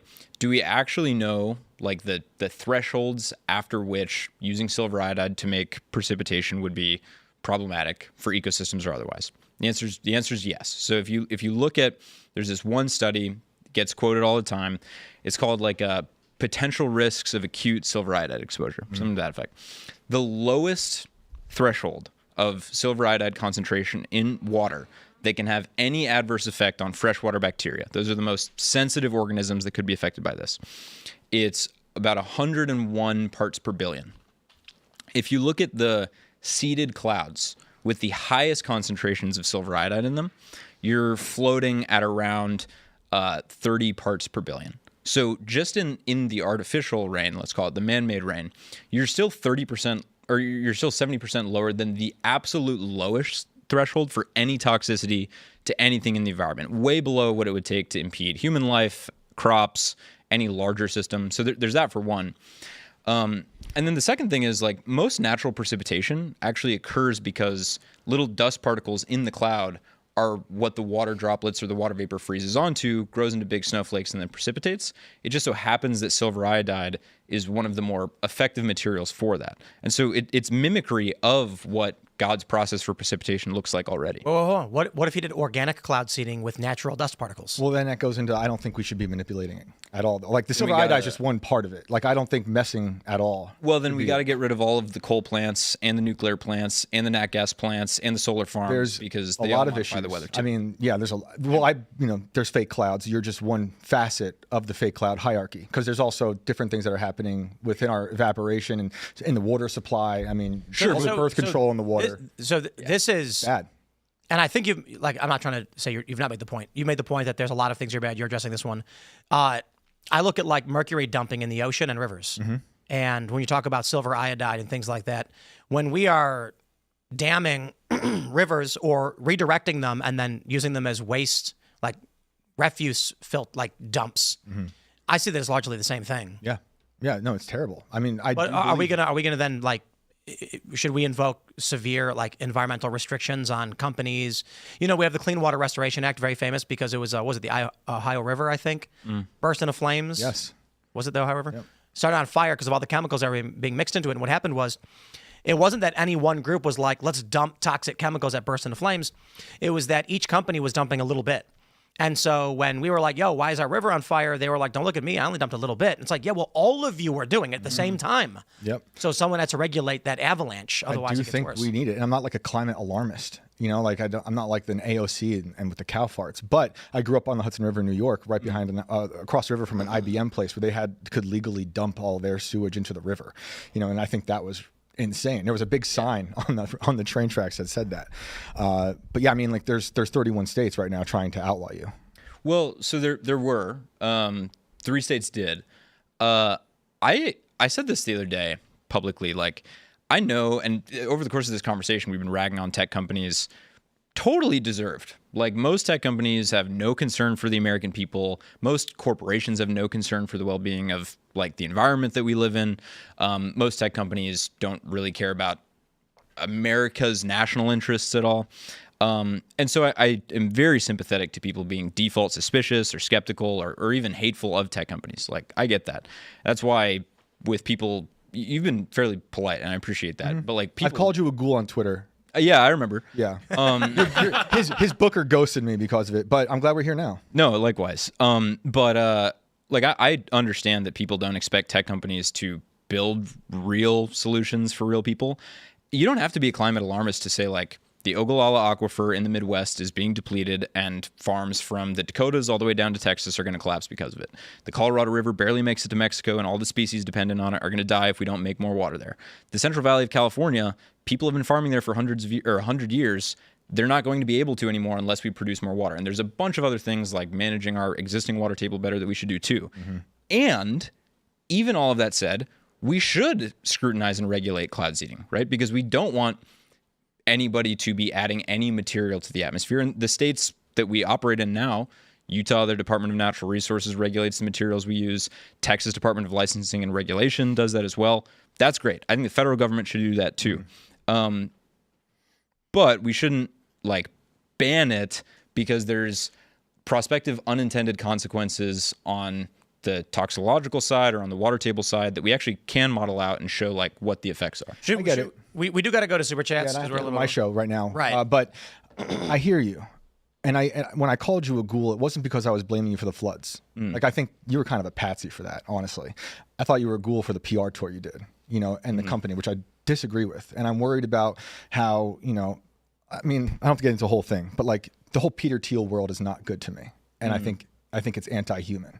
And I think we need to regulate what you guys are doing to the earth. Because I know what you're saying, but it sounds like Neuralink to me. When Elon's saying, we're going to help you out in the short term, but in the long term, you're building a dystopia.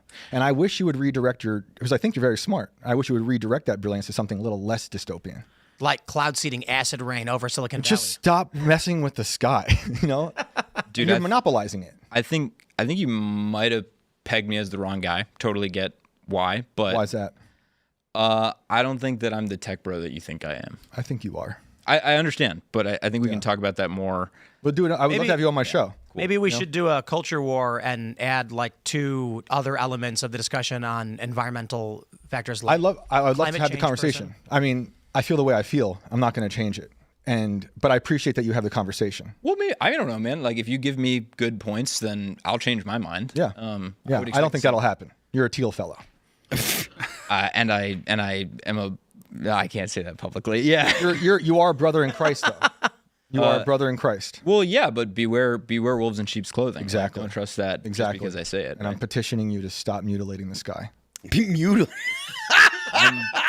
I'm petitioning you to help us take care of our farms and ecosystems that are collapsing. And I would like to see you do it a different way. Let's meet in the middle. We'll figure that one out. know about that. I think that we should dig a giant canal straight into the Sahara Desert and just pump seawater straight into it, and then artificially create streams and tributaries and all that to bring it back. No, bro, but then the evaporation would make clouds, and he doesn't. There's a lot of stuff that's going on in the ground and in the What water about that's Vegas? bad too. Vegas has got to go. Yeah. Just Gotta wrap it go. up. That's for so many. All right, we gotta get super chats. I'm going to my show right now. Inverted World. Inverted World Live, 10 o'clock, YouTube, Rumble. See you there. Thank you guys, Augustus. I appreciate you talking. Dude, it was a pleasure. All right, everybody. Inverted World Live coming up after Timcast IRL. But for now, we're going to grab your rants and super chats. So smash the like button, share the show right now, and join our Discord server, timcast.com. Click join us, because the uncensored portion of the show is also beginning at 10 p.m. at rumble.com/Timcast IRL. Rumble Premium only. You got to sign up. All right, let's go. Mosif Stalin says, I own a bar, and during the whole Bud Light controversy, we had people in there questioning why we still had Bud Light on tap. Well, I'm questioning why you still have Bud Light on tap, too. Yeah, it's a very salient question. Why do you have Bud Light? Are you trans? We did a show, a live show, and we were asked about it by the bartenders. This is right after it happened, and we were like, you probably take the Bud Light out. And so, because they have like the beers available, and they took the Bud Light out. And then I went to a Republican event in Charlestown, and they had Bud Light at their open bar. And then I walked up to them, I was like, why are you guys serving Bud Light? And they were like, because it's like default stock for catering. We didn't ask. Yeah. They were like, hey, we want to book an event here. And they said, sure, we'll provide drinks. And Bud Light was one of them. And they were like, we didn't think about it. We didn't tell him not to do it. And I'm like, well, you should, like this is the problem with conservatives. Yeah, I had a friend's dad. He like broke down in tears. He's like, I've drank Bud Light for 30 years, and I can't say goodbye. And he was like in tears over it. Look, Coors Light is not significantly different from Bud Light. It's true. You know? True. All right. Hanamichi says, ask the Rainmaker rep to address accusations the government is using cloud seeding to deflect from geoengineering in congressional hearings. I think Shane already covered that, didn't he? I think we need to do a culture war episode. Yeah. And not just with Shane and Augustus, but I think it'd be interesting to get a climate change person in here because they seem to have evaporated. Yeah. Very good. Where are they? It's true. Greta's like, climate change is actually Israel and Palestine. And I'm like, what? Because they keep shooting flares at their boats. Like, what's going She on? literally says this. She literally just like abruptly was like, the issue with climate change is that Israel and Gaza. And I was like, okay, like you can be mad about both. Yeah. I don't know how they're related to each other. They're like cloud seeding with missiles, maybe? I don't know. If she just came out and she was like, I care about climate change, but I'm going to focus on Israel and Gaza because what is going on is bad, I'd be like, okay, that makes sense to me. Yeah. Just Israel and Gaza gets her more attention at the time. That's right, because she's gotten, well, it's because she was like, I'm not getting any views on climate change stuff anymore. What do people care about? Because nobody believes climate change anymore because they've been exaggerating for so long. All right, Skyline says, growing up, I saw people beheaded and displayed in Capital City. I learned peace was a transitional lull period between violence. Normies are what's called in Japan as peaceful idiots. Yep. Levinthal Spade says, Tim, when are you going to have retired Navy SEAL Matt Bracken on? He's written 6 books on the next Civil War and is an InfoWars regular. He's perfect for a Culture War episode. So be it. Sounds good. I'm assuming there are people who work here who watch this show, and they will have heard that. That's usually how things happen here, even when they shouldn't. Like, we've had things happen where I've made a joke, like, what we should do? We should totally just, like, make the world's biggest cookie. And then, like, the next day, someone's, like, in chat being like, I bought the flour. And then Allison is like, for what? For the big cookie Tim wants to make. And what are you talking about? And then Allison, my wife, she comes to me and she's like, we're making a gigantic cookie. And I'm like, what are you talking about? She'll be like, they're buying a bunch of flour and chocolate chips right now. I was like, why? And then they'll go, oh, Tim said on the show he wanted to do it. And I was like, I was making a joke about what is going on. You got to commit to the bit, dude. Oh, yeah. Well. Just as stupid, Glazier says, did Trump make an error labeling Antifa a domestic terror organization versus an international? Well, it's foreign terror organization. And maybe international works too, but I think so. I mean, I think Stephen Miller is advising him on a lot of these things, and Miller knows exactly what he's talking about. That guy is on point. Yeah, it's definitely calculated. Like there's a few bars you have to cross to get to FTO, foreign terror organization, but I guarantee you they're turning over everything to get that declaration across the finish line. John R. Hughes says, I literally can't get anyone to look into this evidence. You don't have to play the video on stream. Just look into it and cover it if you disagree or agree. Go to Range Day Bro on YouTube, the last video. Okay. Range Day Bro on YouTube. He's got a pretty good channel. I haven't seen the video in question, but I've watched a bunch of his videos. And his video is Kirk assassination, new video evidence changes everything. It's got almost 1 million views. I just want to say, like, with all due respect, there are a lot of people that have quickly realized that claiming there's a conspiracy behind Kirk's assassination is getting them a lot of views. They are quickly rising in the ranks of some of the most viewed channels on the internet. And I think it's unfortunate because it's just not correct. Now, by all means, there are people that are saying a 30-06 through a neck, it's going to cavitate and blow out. Are you nuts? Why would I believe that? Possibly. I do think it's silly, to be honest, but with all due respect, I'm not trying to be disrespectful in any way to TPUSA.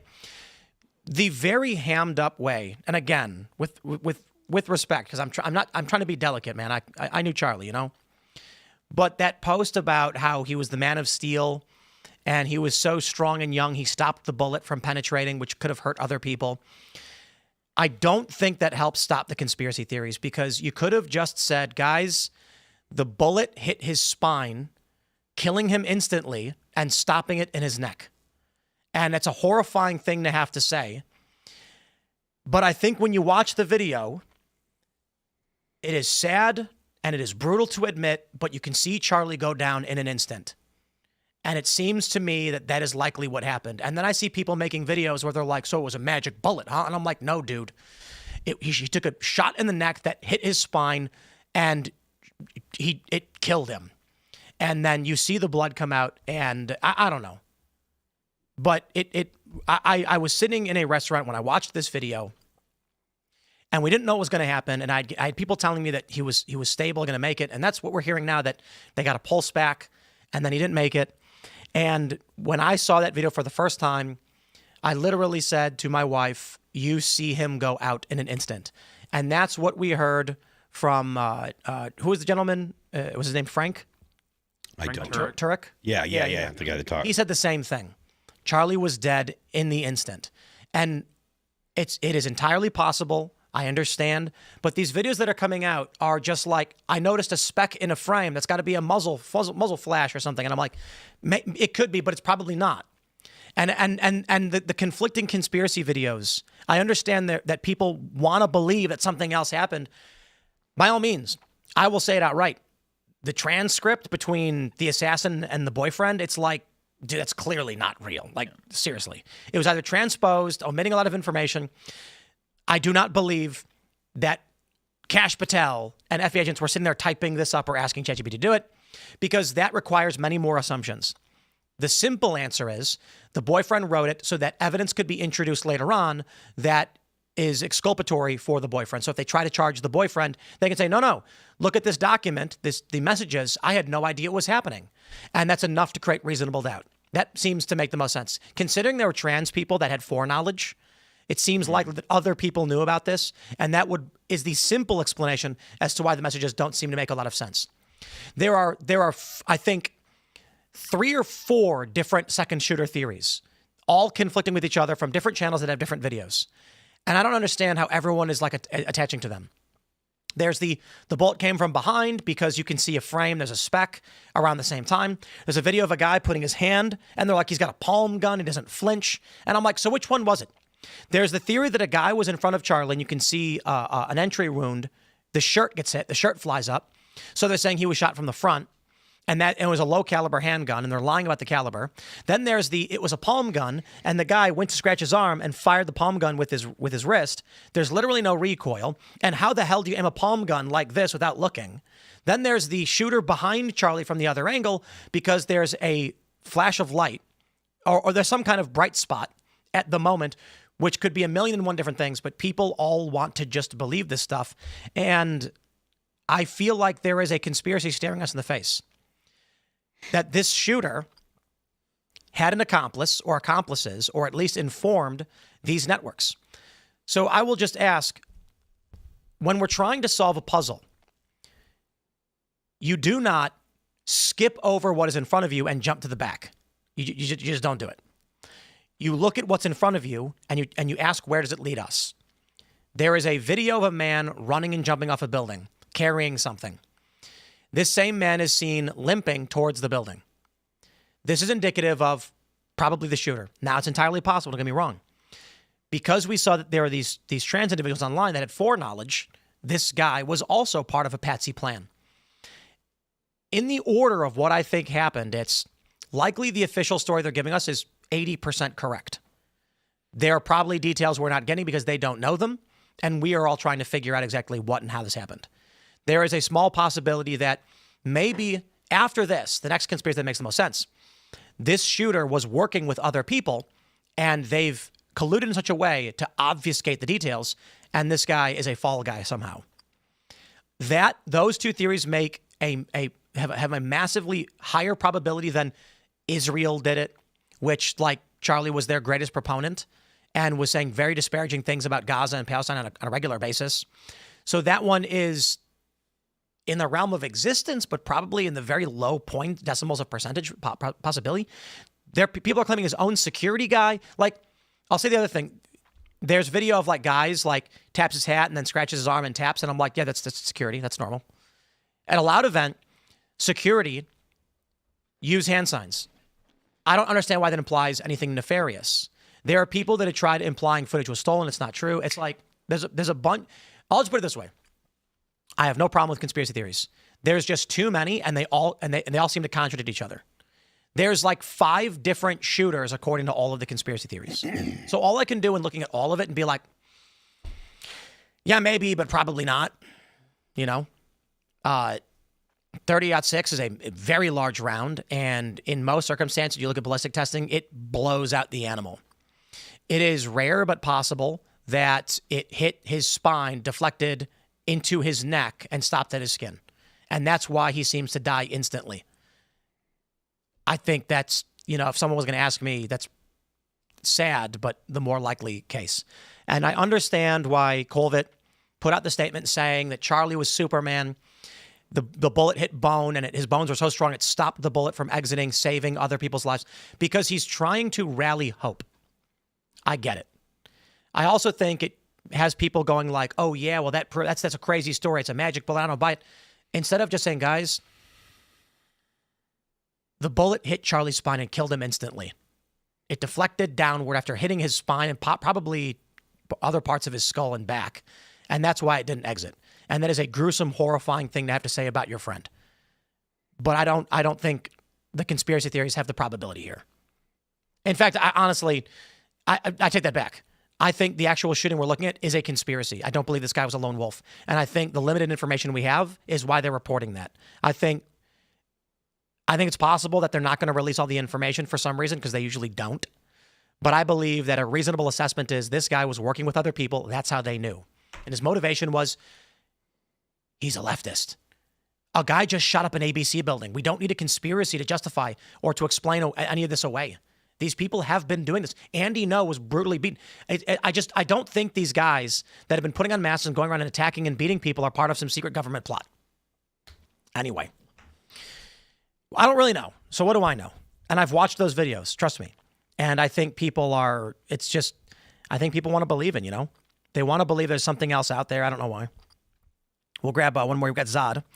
I'm commenting late and was working and hung up, but the Timcast team should commission a docuseries where you interview the security teams of left and right figures to honestly show who threatens who and which side needs more security. It would really shed light. No, because the left would lie. They'd make things up. What I can tell you is we have security teams. These are guys who are former law enforcement, military vets, and they do intelligence, reconnaissance, and they'll just tell you, because they tell me. Current threats, nothing from Groypers, nothing from pro or anti-Israel, nothing from the right in any meaningful, discernible way, nothing from libertarians. The left, here's a list of 100 death threats we've gotten this week. It's just, guys, you can go on X and just Google, but you can look it up on X and just read all the death threats targeting me. Just have fun and all the other psychotic things. So, good point, but the security companies are neutral. They'll tell you this. All right, my friends, smash that like button, share the show with everyone.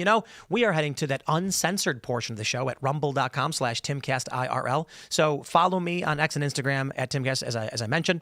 Make sure you join Rumble Premium over at rumble.com. Augustus, do you want to shout anything out?